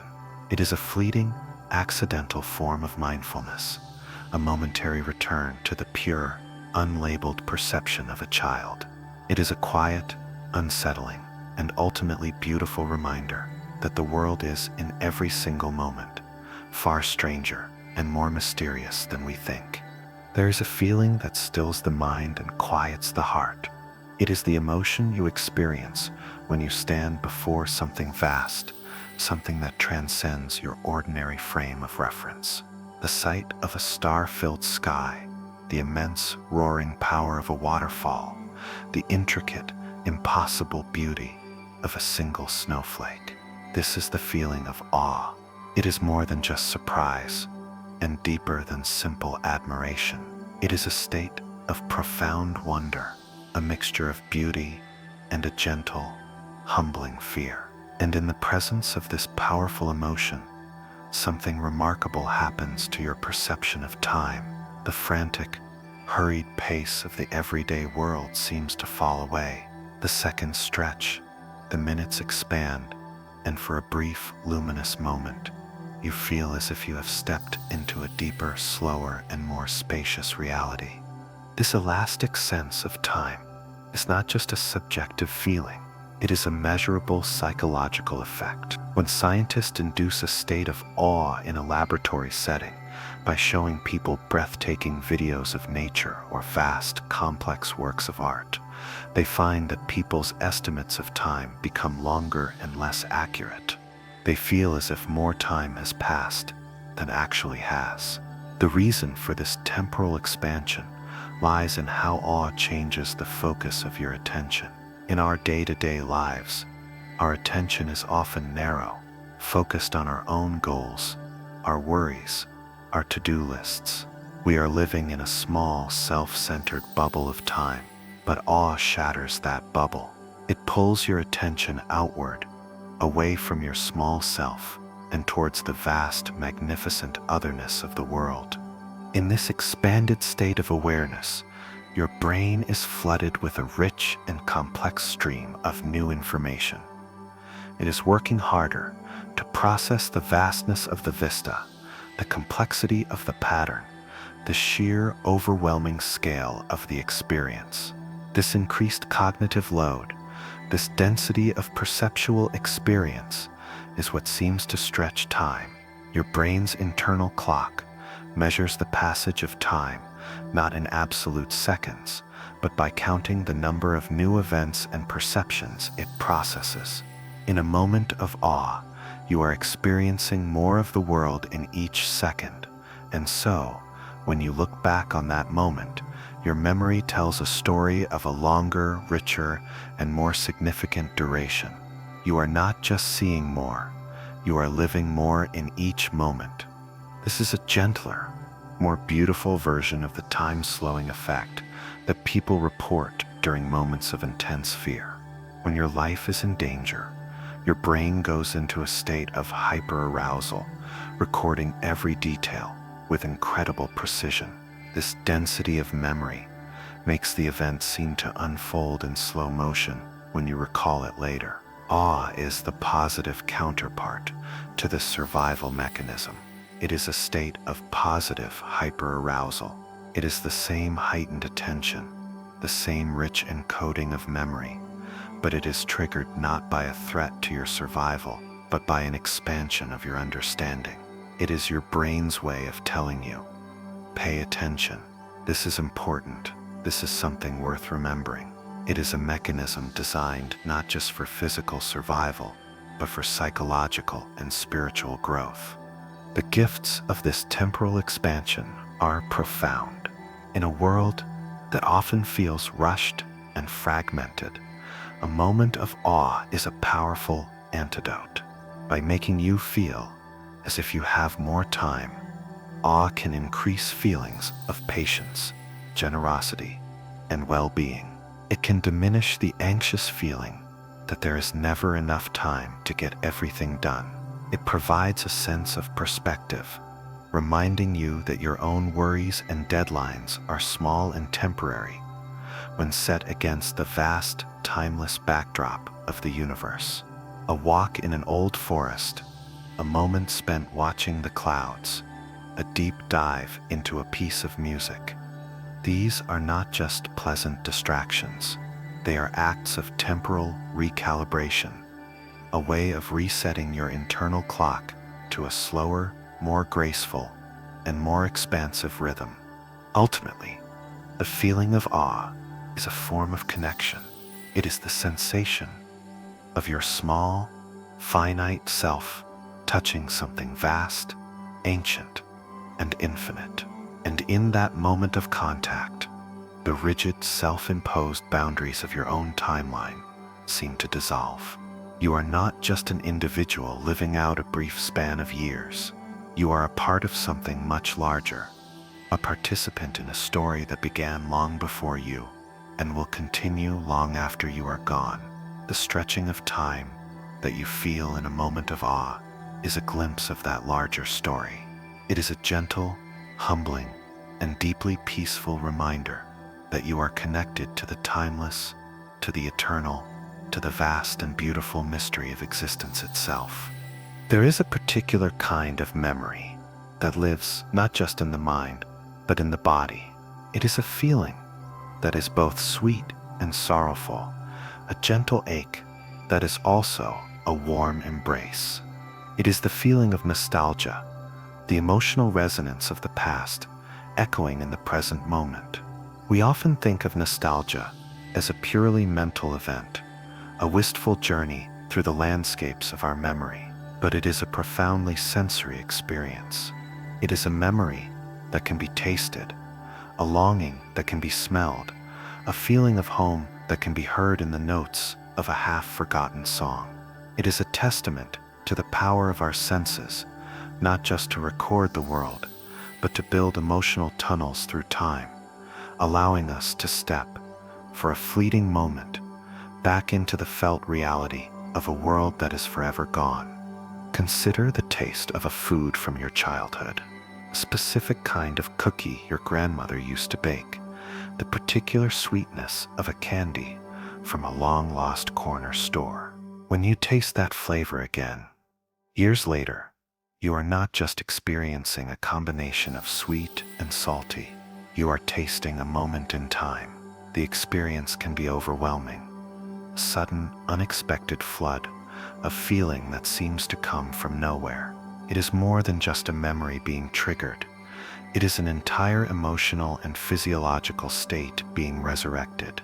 Your brain, in its deep and associative wisdom, has not stored the memory of that cookie as a dry, factual file. It has stored the entire experience, the taste on your tongue, the warmth of the kitchen, the sound of your grandmother's voice, the feeling of safety and unconditional love. The flavor is the key, and when it turns in the lock, the entire room of that past moment is instantly and vividly rematerialized within you. This is why a single scent can feel like a form of time travel. The smell of chalk dust can transport you back to a sunlit classroom. The scent of pine needles can carry you to a family vacation in the mountains. Olfaction, as we have discovered, is the sense with the most direct and unfiltered pathway to the brain's centers of memory and emotion. A nostalgic scent bypasses the analytical, logical parts of your mind. It does not ask for permission. It simply arrives, bringing with it the full emotional weight of the past. It is a form of memory that is felt before it is thought, a deep bodily resonance that can change your mood and your physiological state in an instant. It is the past, not as a story you tell yourself, but as a presence you can physically feel in the air you breathe. Music is perhaps the most powerful and universal of these sensory tunnels. A song that was the soundtrack to your first love, a melody that filled your childhood home. When you hear those notes again, you are not just hearing a series of acoustic vibrations. You are hearing a feeling. The auditory cortex in your brain processes the sound, but it works in close concert with the limbic system, the seat of your emotions. The brain creates a powerful, almost unbreakable bond between a piece of music and the emotional context in which it was first deeply experienced. To hear the song again is to reactivate that entire neural network. The music becomes a vessel, a container for the feelings of a past self, and it delivers that emotional cargo directly into your present moment. This is not always a gentle or welcome experience. Nostalgia is a bittersweet emotion. The Greek roots of the word mean homecoming and pain. It is the pain of knowing that the home you long for, the past you are revisiting, can never truly be returned to. The sensory key unlocks the door, and for a moment you are there. But the moment is fleeting, and when it fades, you are left with the quiet, aching awareness of its absence. The sweetness of the memory is always tinged with the sorrow of its impermanence. Nostalgia is the heart's beautiful, painful acknowledgement of the irreversible flow of time. It is the love for a world that lives on only within the quiet, sensory museum of the self. In its essence, the sensory experience of nostalgia is a profound form of connection. It is a bridge that connects your present self to all the selves you have ever been. It is a quiet conversation across the years, a reminder that your life is not a series of disconnected moments, but a single, continuous story. The tastes, the smells, the sounds of your past are not gone. They are dormant, living seeds planted in the rich soil of your nervous system, waiting for the right sensory rain to bring them back to life. To feel nostalgia is to feel the deep, branching roots of your own history. It is a way of holding your entire life in your hands, not as a collection of facts, but as a living, breathing, and deeply felt presence. The world of your perception is not built from the present moment alone. It is constantly and profoundly shaped by the future, or rather, by your brain's elegant and ceaseless predictions of what that future will hold. You do not need to bite into a lemon to know its sharp, acidic taste. Simply imagine it. Picture the bright yellow rind, the glistening pulp. Imagine slicing into it, the zesty spray, the clean, citrus scent. And as you do, you may notice a subtle, yet undeniable, physical reaction. Your mouth begins to water. This is not a conscious command. It is a beautiful, automatic reflex, a testament to your brain's remarkable ability to simulate a sensory experience before it ever happens. It is a form of predictive tasting, your body preparing for a future that exists only in your imagination. This anticipatory response is a form of classical conditioning, one of the most fundamental ways your brain learns. Over the course of your life, you have had countless experiences where the sight and smell of a lemon were followed by the intense, sour taste on your tongue, which in turn triggered the physiological response of salivation to help digest the acidity. Your brain, the ultimate pattern-matching machine, has forged an incredibly strong link between these events.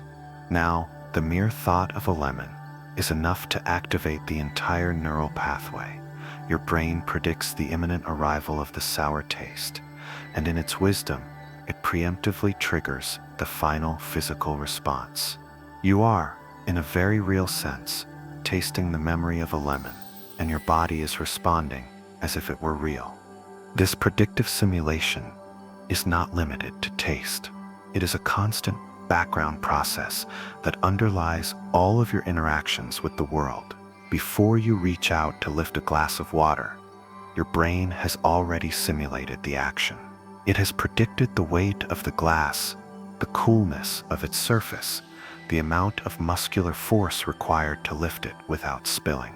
This internal rehearsal allows your movements to be smooth, efficient, and graceful. You are not simply reacting to the world in real time. You are living half a second ahead of it, constantly playing out a mental movie of your next interaction. It is only when your prediction is wrong, when the glass is unexpectedly heavy or the surface surprisingly slippery, that you become aware of this silent, predictive machinery. The feeling of surprise is the feeling of your brain rapidly updating its model of reality. The power of this sensory simulation is so great that it can shape your emotional and physical state. Think of a place that feels deeply safe and peaceful to you, perhaps a quiet forest, a sunlit beach, or a cozy room from your past. As you bring the image of this place to your mind, try to engage all of your senses. Imagine the feeling of the warm sun on your skin, the sound of the gentle waves, the scent of the pine needles. As you immerse yourself in this imagined sensory world, you may begin to feel a real physiological shift. Your heart rate may slow, your breathing may deepen, your muscles may relax. Your brain does not make a strong distinction between a vividly imagined reality and an external one. By feeding it the sensory cues associated with peace, you can activate the same neural pathways that are triggered by the real experience. Your imagination is not just a place of fantasy, it is a powerful tool for self-regulation, a private sanctuary you can visit at any time. This ability to simulate the future is the very foundation of empathy. When you see a friend trip and fall, you may experience a sympathetic wince of pain. This is not just a compassionate thought. It is your brain's mirror neuron system at work. These remarkable cells fire not only when you perform an action, but also when you observe someone else performing that same action. They create a partial, internal simulation of the other person's experience. You do not just see their pain, you feel a faint, ghostly echo of it in your own body. This is the biological root of compassion. It is your brain's attempt to understand the inner world of another by recreating a version of it within yourself. Empathy is a form of shared sensory simulation, a quiet, neurological bridge that connects your consciousness to another's. In its most profound sense, your brain's predictive power is what frees you from being a prisoner of the present moment. It allows you to learn from the past and prepare for the future. It is the basis of planning, of creativity, of hope, and of fear. Every dream you have for your future, every goal you set, begins as a sensory simulation in your mind. You imagine the feeling of success, the taste of achievement, the sights and sounds of a desired reality. This imagined future is what gives you the motivation to act in the present. Your brain is not just a recorder of what is, it is an architect of what could be. And in the quiet, generative space of your own mind, through the simple, miraculous act of imagining a sensation, you are constantly planting the seeds of the reality you wish to inhabit. There are scents that do more than just trigger memories. There are scents that whisper a single, powerful word: safety. The specific, warm scent of your childhood home, the clean, familiar aroma of a loved one's clothes, the soft, powdery fragrance of a newborn baby. These are more than just pleasant smells. They are olfactory anchors, powerful, unconscious cues that signal to the deepest, most ancient parts of your brain that you are safe, that you are protected, that you can let down your guard. In a world that is often chaotic and uncertain, these scents are a form of sensory sanctuary, a direct and reliable shortcut to a state of profound calm and emotional security. This deep connection between scent and safety is forged in the very earliest moments of your life. For a newborn infant, the world is a dazzling, overwhelming flood of new sensations. But in this chaos, there is one constant, reliable beacon, the unique scent of its mother. This scent is associated with warmth, with nourishment, with the comforting rhythm of a heartbeat, with the very source of life itself. The infant brain creates an unbreakable bond between this specific olfactory signature and the feeling of absolute safety. This first and most powerful scent becomes the foundational blueprint for what safety feels like. Throughout your life, other scents that share some of its warm, soft, and familiar qualities can tap into this deep, primal memory, activating the same feelings of peace and belonging. The neurological pathway for this is remarkably direct. As we know, scent signals travel to the limbic system, the brain's emotional heartland. But more than that, these safety-associated scents can directly influence the activity of your autonomic nervous system. This is the system that controls your body's automatic functions, including your fight or flight response. When you are stressed or anxious, the sympathetic part of this system is active, preparing your body for danger. But when you inhale a scent that you associate with safety, it can trigger the parasympathetic nervous system, the rest and digest state. Your heart rate slows, your blood pressure drops, your breathing deepens. The scent is a key that unlocks a cascade of physiological relaxation. It is a form of nonverbal communication, a message from the outside world that speaks directly to your body, telling it that it is safe to be at ease. This is why the field of aromatherapy can have real, measurable effects. Certain scents, like lavender, have been shown in numerous studies to have a calming effect on the nervous system. While part of this is due to the inherent chemical properties of the lavender oil, a significant part is also due to learned association. For many people, the scent of lavender has been culturally associated with relaxation, with sleep, with quiet moments of self-care. Your brain has learned this connection. The scent becomes a conditioned cue for calm. To smell lavender is to activate the memory and the expectation of relaxation, which in turn helps to create the state itself. The scent becomes a self-fulfilling prophecy of peace. You can consciously cultivate your own olfactory anchors of safety. You can choose a specific, unique scent, perhaps a particular essential oil or a sachet of herbs, and use it only during moments of deep relaxation. Use it during meditation, while listening to calming music, or before you fall asleep. Over time, your brain will build a strong new association between that scent and the feeling of profound peace.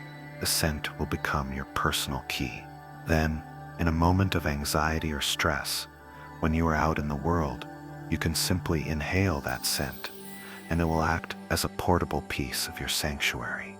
It will be a quiet, invisible signal to your nervous system, a reminder of the calm that is always available to you, a way of carrying the feeling of home with you wherever you go. In the end, the concept of a safety scent is a beautiful testament to your own resilience. It shows that your well-being is not entirely dependent on external circumstances. You have within your own sensory and emotional system the power to create and to access states of profound security. The world may be unpredictable, but your relationship with your own inner world can be a source of constant, reliable comfort. The scents of your life are not just a passive record of your past. They are a living resource, a library of feeling that you can draw upon to find and to cherish your own sense of safety. is to honor the deep wisdom of your own body. It is to recognize that sometimes the most powerful form of protection is not a wall or a shield, but the simple, gentle, and profoundly reassuring message carried on a quiet breath of air. There is a hidden language that your senses speak, a secret grammar of perception that you were born knowing. It is a quiet, intuitive understanding that some sounds feel round and others feel sharp. Imagine two abstract shapes. One is soft, amorphous, and cloud-like. The other is jagged, spiky, and crystalline. Now, listen to two made-up words, boba and kiki. Which word goes with which shape? Overwhelmingly, across cultures, across languages, across ages, people assign boba to the rounded shape and kiki to the spiky one. This is not a conscious, logical decision. It is a deep, instinctual feeling, a form of natural, universal synesthesia. It is a glimpse into the way your brain maps the world, revealing that the senses are not isolated islands, but are connected by a network of invisible associative bridges. This phenomenon, known as the Buba-Shiki effect, reveals that your brain is not a blank slate. It comes pre-wired with a set of cross-sensory correspondences. The sound of the word buba is physically round. To produce it, your lips form a soft, rounded shape. The sound itself is a low, gentle, rolling vibration. In contrast, the word kiki is sharp. The ki sound is a hard, abrupt consonant, a quick stop and start of air. The I vowel is a high, thin frequency. Your brain, in its deep, metaphorical wisdom, recognizes a structural similarity, an abstract resonance between the roundedness of the sound and the roundedness of the shape.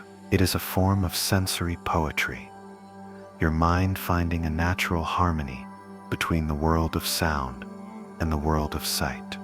This is not an isolated quirk of perception. It is a fundamental principle of how you make sense of the world. Your brain is a metaphor machine. It is constantly seeking patterns, drawing connections, and building bridges between different domains of experience. We do this consciously when we use language. We say a cheese has a sharp taste, a color is loud, or a silence is heavy. We are borrowing a word from one sense to describe a feeling in another. The Buba-Shiki effect suggests that this process is not just a feature of language, but is a feature of perception itself. Before you even have the words to describe it, your brain feels the sharpness of the taste. It perceives the loudness of the color. It senses the weight of the silence. This innate sense of correspondence is the foundation of our aesthetic experience. The reason a piece of music can feel sad or joyful is not arbitrary. A slow tempo, a minor key, and low, smooth notes share an abstract structural quality with the physical experience of sadness. The slow movements, the heavy limbs, the low-pitched voice, a fast tempo, a major key, and high, sharp notes resonate with the energetic, expansive feeling of joy. The composer is not just arranging sounds, they are sculpting an emotional contour in the air, a shape that your brain recognizes and maps directly onto your own feeling state. Music is the Buba-Shiki effect elevated to the level of high art, a complex and beautiful dance of sound and shape that plays out in the quiet, resonant chambers of your own mind. You can feel this sensory mapping in the texture of language itself. Certain words just feel right for the things they describe. Words like slush, murmur, and glow have a sound that seems to embody their meaning. This is known as sound symbolism. The sound of a word is not just an arbitrary label. It is a physical gesture, a shape made with your mouth and your breath that can echo the quality of the thing it represents. The Buba-Shiki effect is the simplest purest demonstration of this principle. It shows that the connection between a word and its meaning is not always a cold, abstract convention. Sometimes it is a warm, living, and deeply felt resonance, a natural harmony between the shape of a sound and the shape of the world. In the end, this simple, playful experiment is a window into the deep unity of your senses. It reveals that your perceptual world is not a collection of separate, disconnected channels. It is a single, interconnected web of meaning. Your sense of sight is always in quiet conversation with your sense of hearing. Your sense of touch is whispering to your sense of taste. The Buba Kiki effect allows us to overhear a single beautiful word in the secret internal language. It is a reminder that the world you experience is not just a collection of raw data, but a rich, associative, and deeply metaphorical poem. A poem that your brain is in every single moment, composing just for you. The experience of eating is a symphony, and flavor is only one of the instruments. Just as important, and perhaps even more primal, is the contribution of sound. Think of the deep, satisfying crunch of a fresh apple, the crisp crackle of a potato chip, the gentle fizz of a carbonated drink. These are not just incidental noises. They are a fundamental part of the flavor itself. The sound of your food is a powerful, unconscious signal to your brain about its quality, its freshness, and its very identity. The crunchiness of a food is not something you taste, nor is it something you simply feel with your teeth. It is a multisensory illusion, a seamless fusion of touch and sound, a form of auditory flavor that your brain constructs in a single, unified moment of perception. The power of this connection is so strong that you can change the way a food tastes simply by changing the sound it makes. In a remarkable experiment, people were asked to eat potato chips while wearing headphones.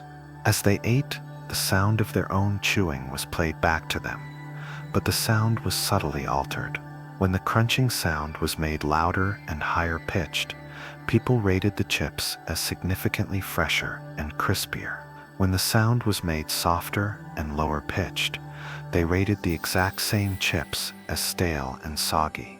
Their tongues and their teeth were receiving the identical physical information in both cases, but their brains, presented with conflicting evidence, chose to believe their ears. The auditory signal was so powerful that it overrode the physical sensation, rewriting the very experience of the food in their mouths. This is because your brain is a brilliant detective, constantly gathering clues from all of your senses to form a single, coherent conclusion. It is learned, over a lifetime of experience, that a loud, sharp crunch is a reliable indicator of a fresh, desirable food. Stale bread is soft. Your brain has created a strong, predictive association. Loud crunch equals good. When it hears that sound, it enhances your overall perception of pleasure.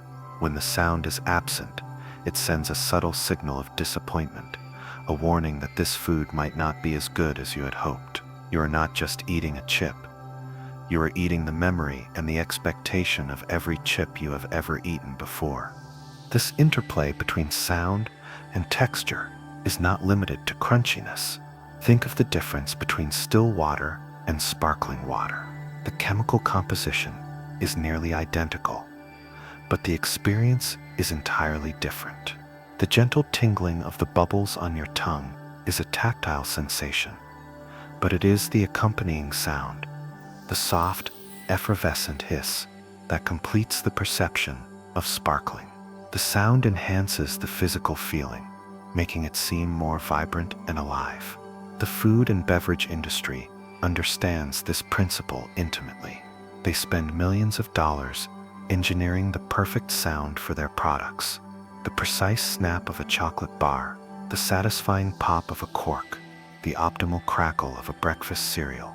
They are not just selling a taste, they are selling a sound, a complete, multi-sensory experience designed to trigger the pleasure centers of your brain. This hidden language of sound can even influence your perception of more complex flavors. The environment in which you eat is never just a neutral backdrop. The music playing in a restaurant, the clatter of cutlery, the murmur of conversation, all of these sounds are ingredients in your meal. Low-pitched ambient sounds can enhance your perception of savory umami flavors, making a steak seem richer or a mushroom soup more earthy. High-pitched sounds, on the other hand, can accentuate sweetness. The same piece of chocolate can taste noticeably sweeter when eaten while listening to a tinkling piano than when eaten while listening to a deep cello. Your brain does not build a wall between your ears and your mouth.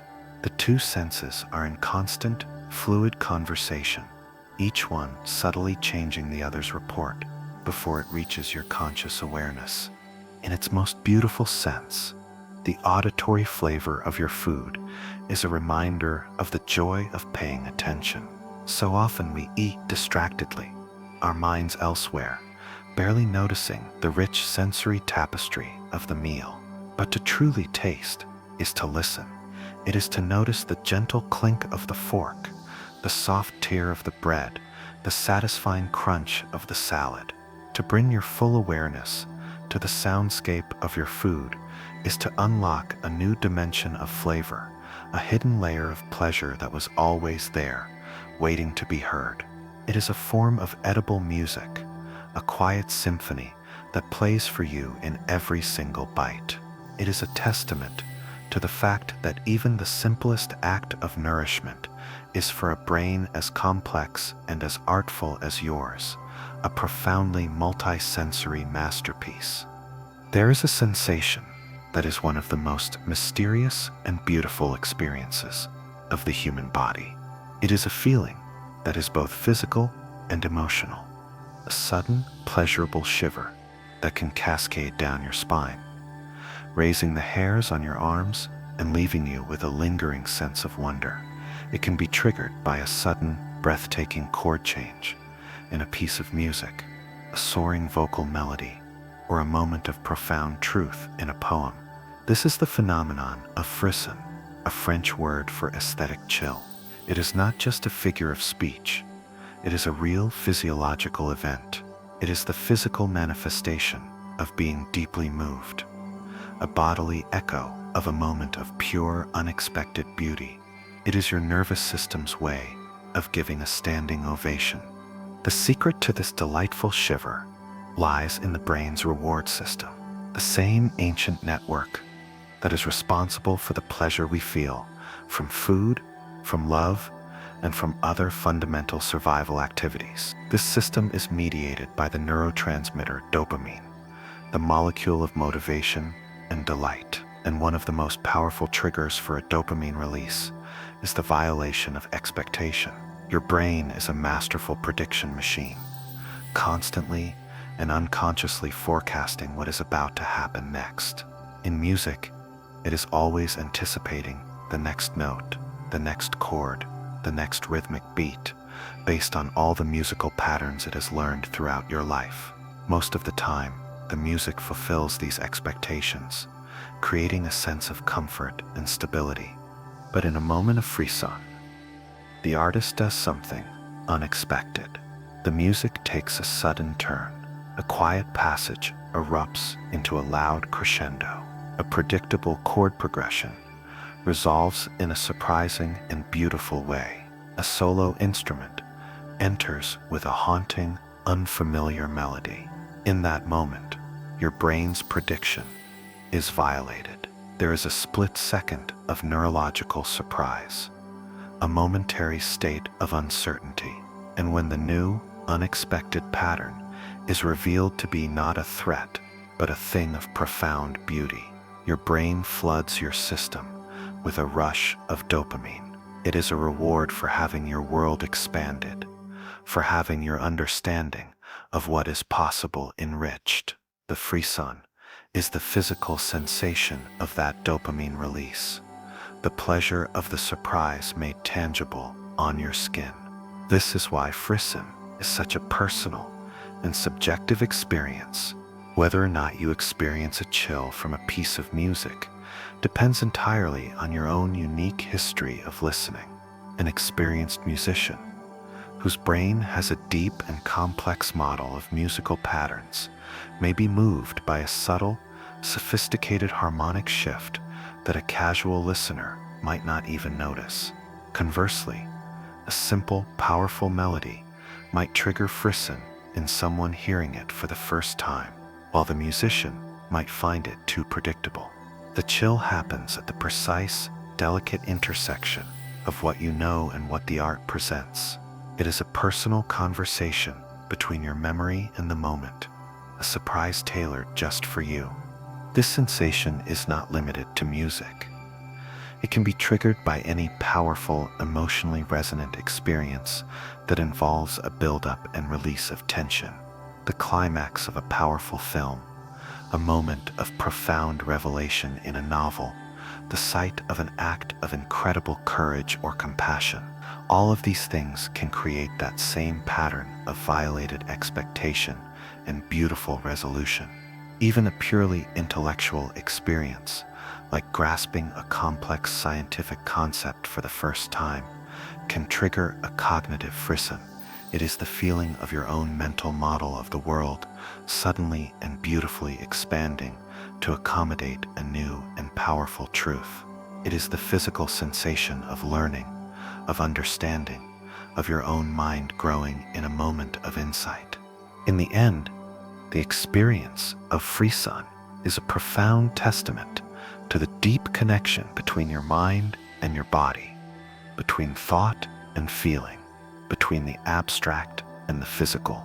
It reveals that beauty is not just an intellectual concept.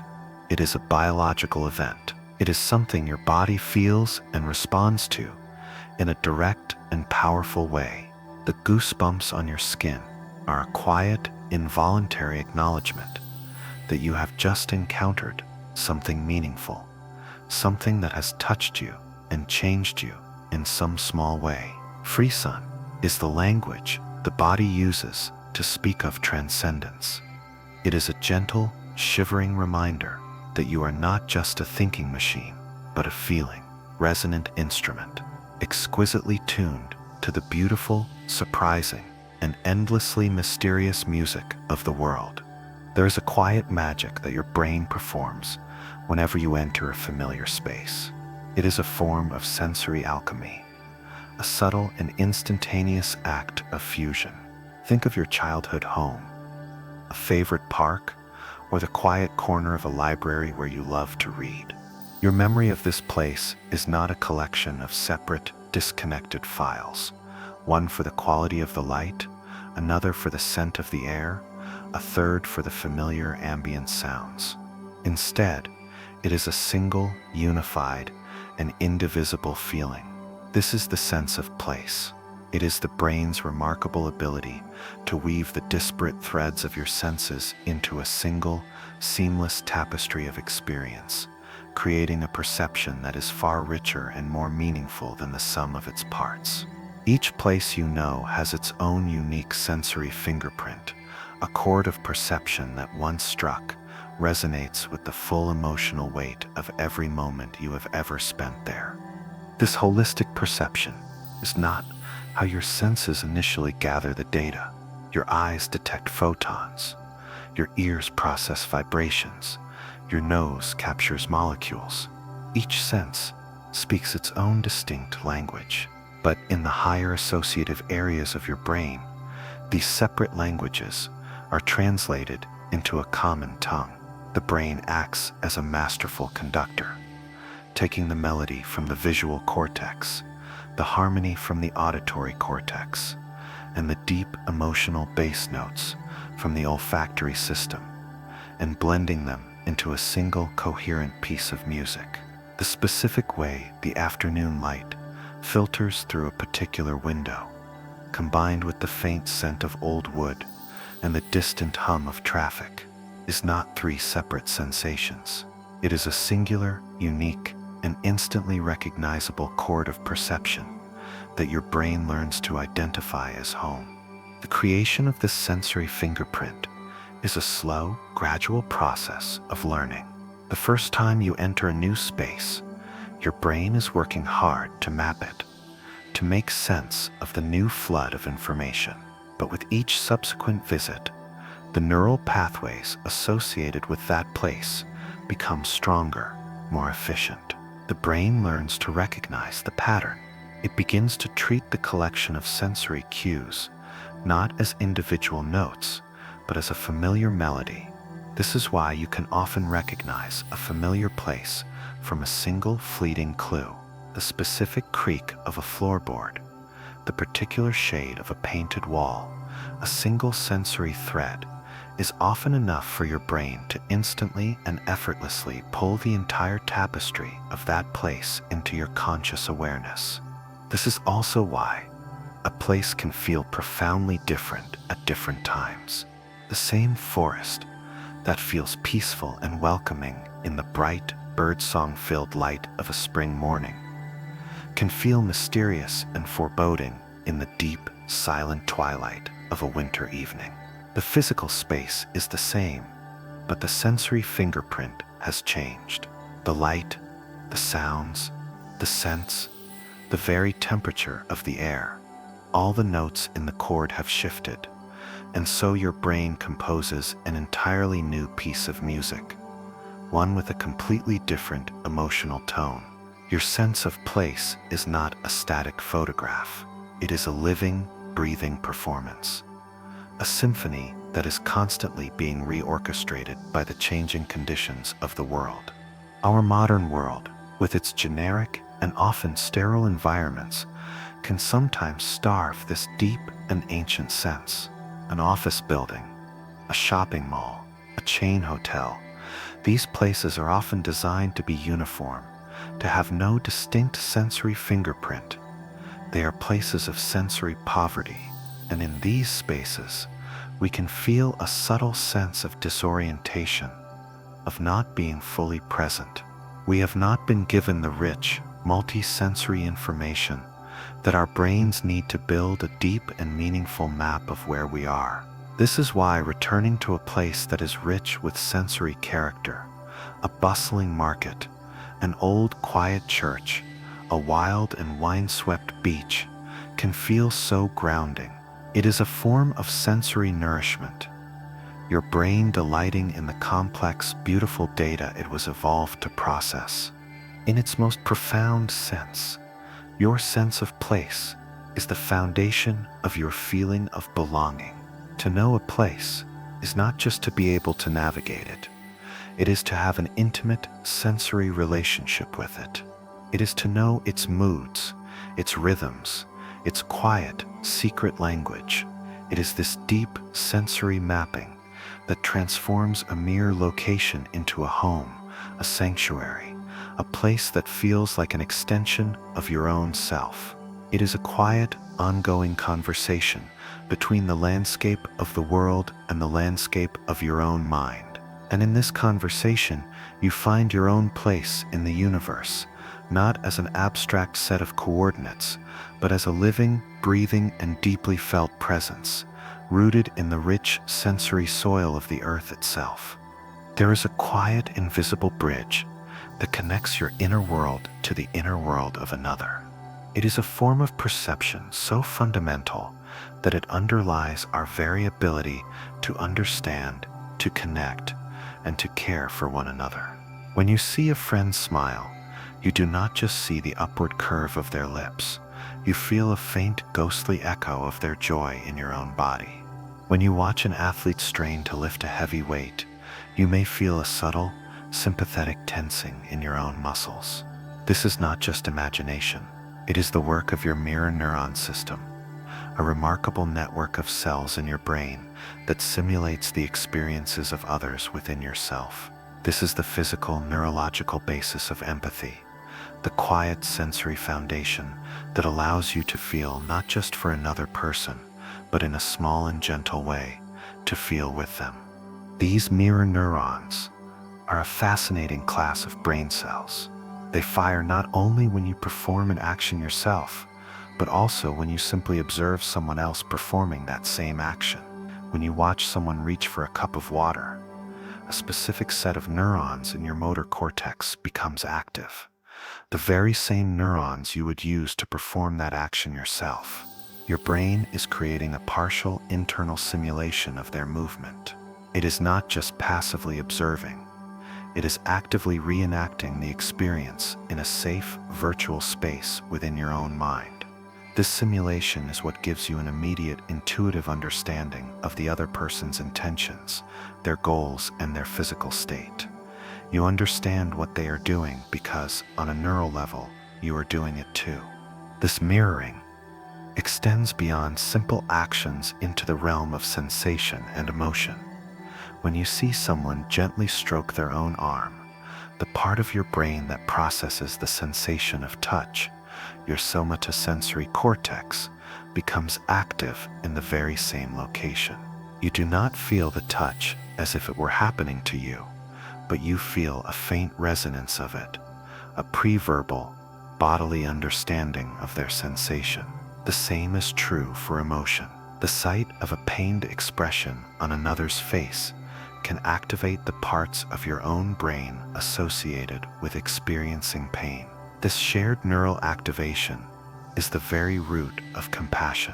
It is the brain's way of translating the abstract concept of another's feeling into a concrete, embodied experience. It is the quiet, biological machinery that allows us to say, with genuine meaning, "I feel your pain." This system is the foundation of all social learning.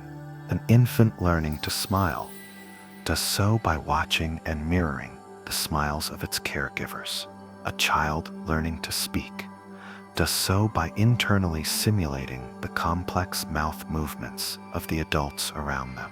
We are born to be mirrors, our brains exquisitely tuned to reflect the social world in which we are immersed. This is not a conscious process. It is a deep, automatic, and continuous form of sensory and motor resonance. We are constantly, quietly, and unconsciously trying on the experiences of others, using our own bodies as a sounding board to understand the people we encounter.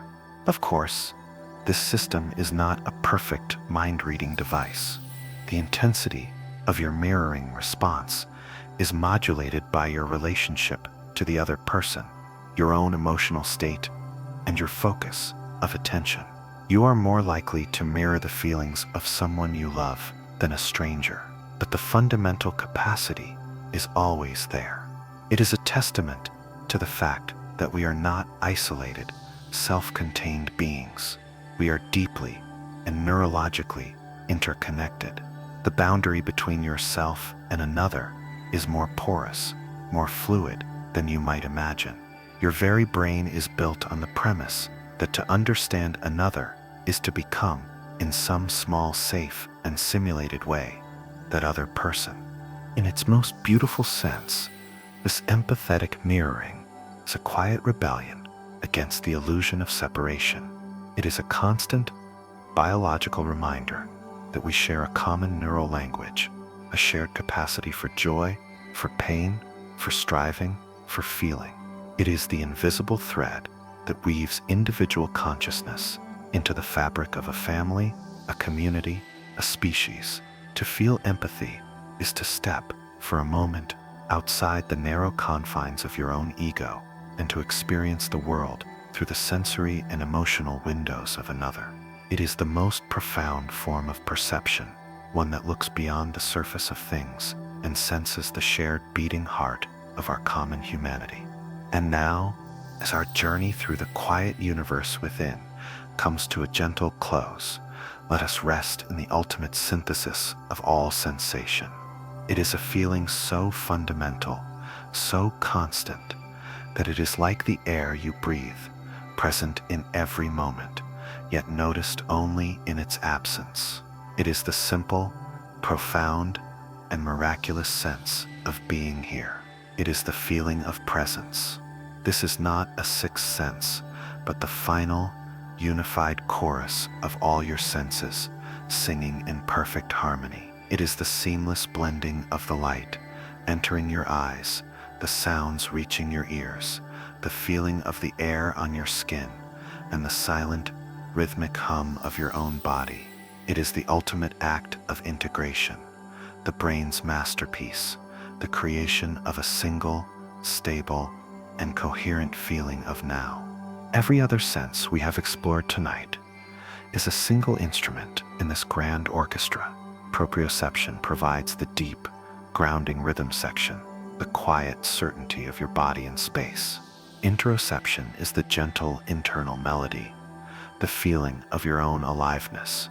Your 5 external senses are the virtuosic soloists, bringing news from the outside world, painting the scene with color, texture, and sound. But the sense of presence is the sound of the entire orchestra playing together. It is the emergent property, the holistic experience that is born from the perfect synchronization of all its individual parts. It is the difference between hearing a single violin and hearing the breathtaking resonant power of a full symphony. This feeling of being fully present is not a given.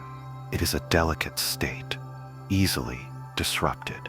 In moments of distraction, when your mind is lost in thoughts of the past or worries about the future, this sense can become thin and transparent.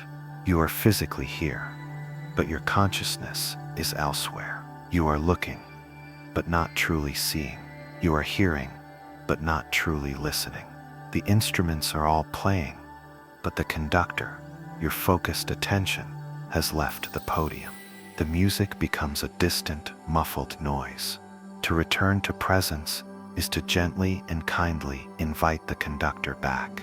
It is the simple act of bringing your awareness back to the sensory information of the present moment, back to the music that is always playing.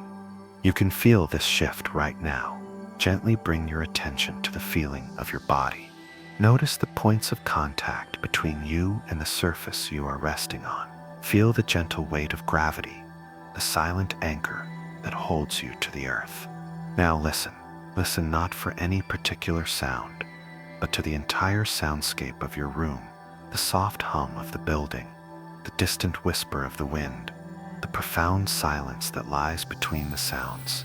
And now, feel your own breath, the cool air as it enters, the warmth as it leaves. Feel the gentle rise and fall of your chest. This is it. This is the feeling of presence. It is nothing more and nothing less than the simple, direct experience of your own sensory world. Right here, right now. There is nothing to achieve, nothing to fix. There is only this. As you prepare for sleep, this is the most powerful and peaceful place to rest your awareness. Allow the stories and the concepts of our journey tonight to dissolve like sugar in warm water. Let go of the names and the explanations. All that matters now is the direct, simple, and gentle reality of your own sensation. Feel the softness of your pillow, the warmth of your blanket. Listen to the quiet, rhythmic sound of your own breathing. Each breath is an anchor, a gentle wave that carries you deeper into the quiet ocean of yourself. The thoughts of the day will come and go, like clouds passing in the sky. You do not need to follow them. You can simply watch them drift by, from the peaceful, grounded perspective of your own embodied presence. The senses that kept you engaged with the world throughout the day will now gently guide you inward. The world outside will soften and fade, its symphony quieting to a gentle, distant lullaby.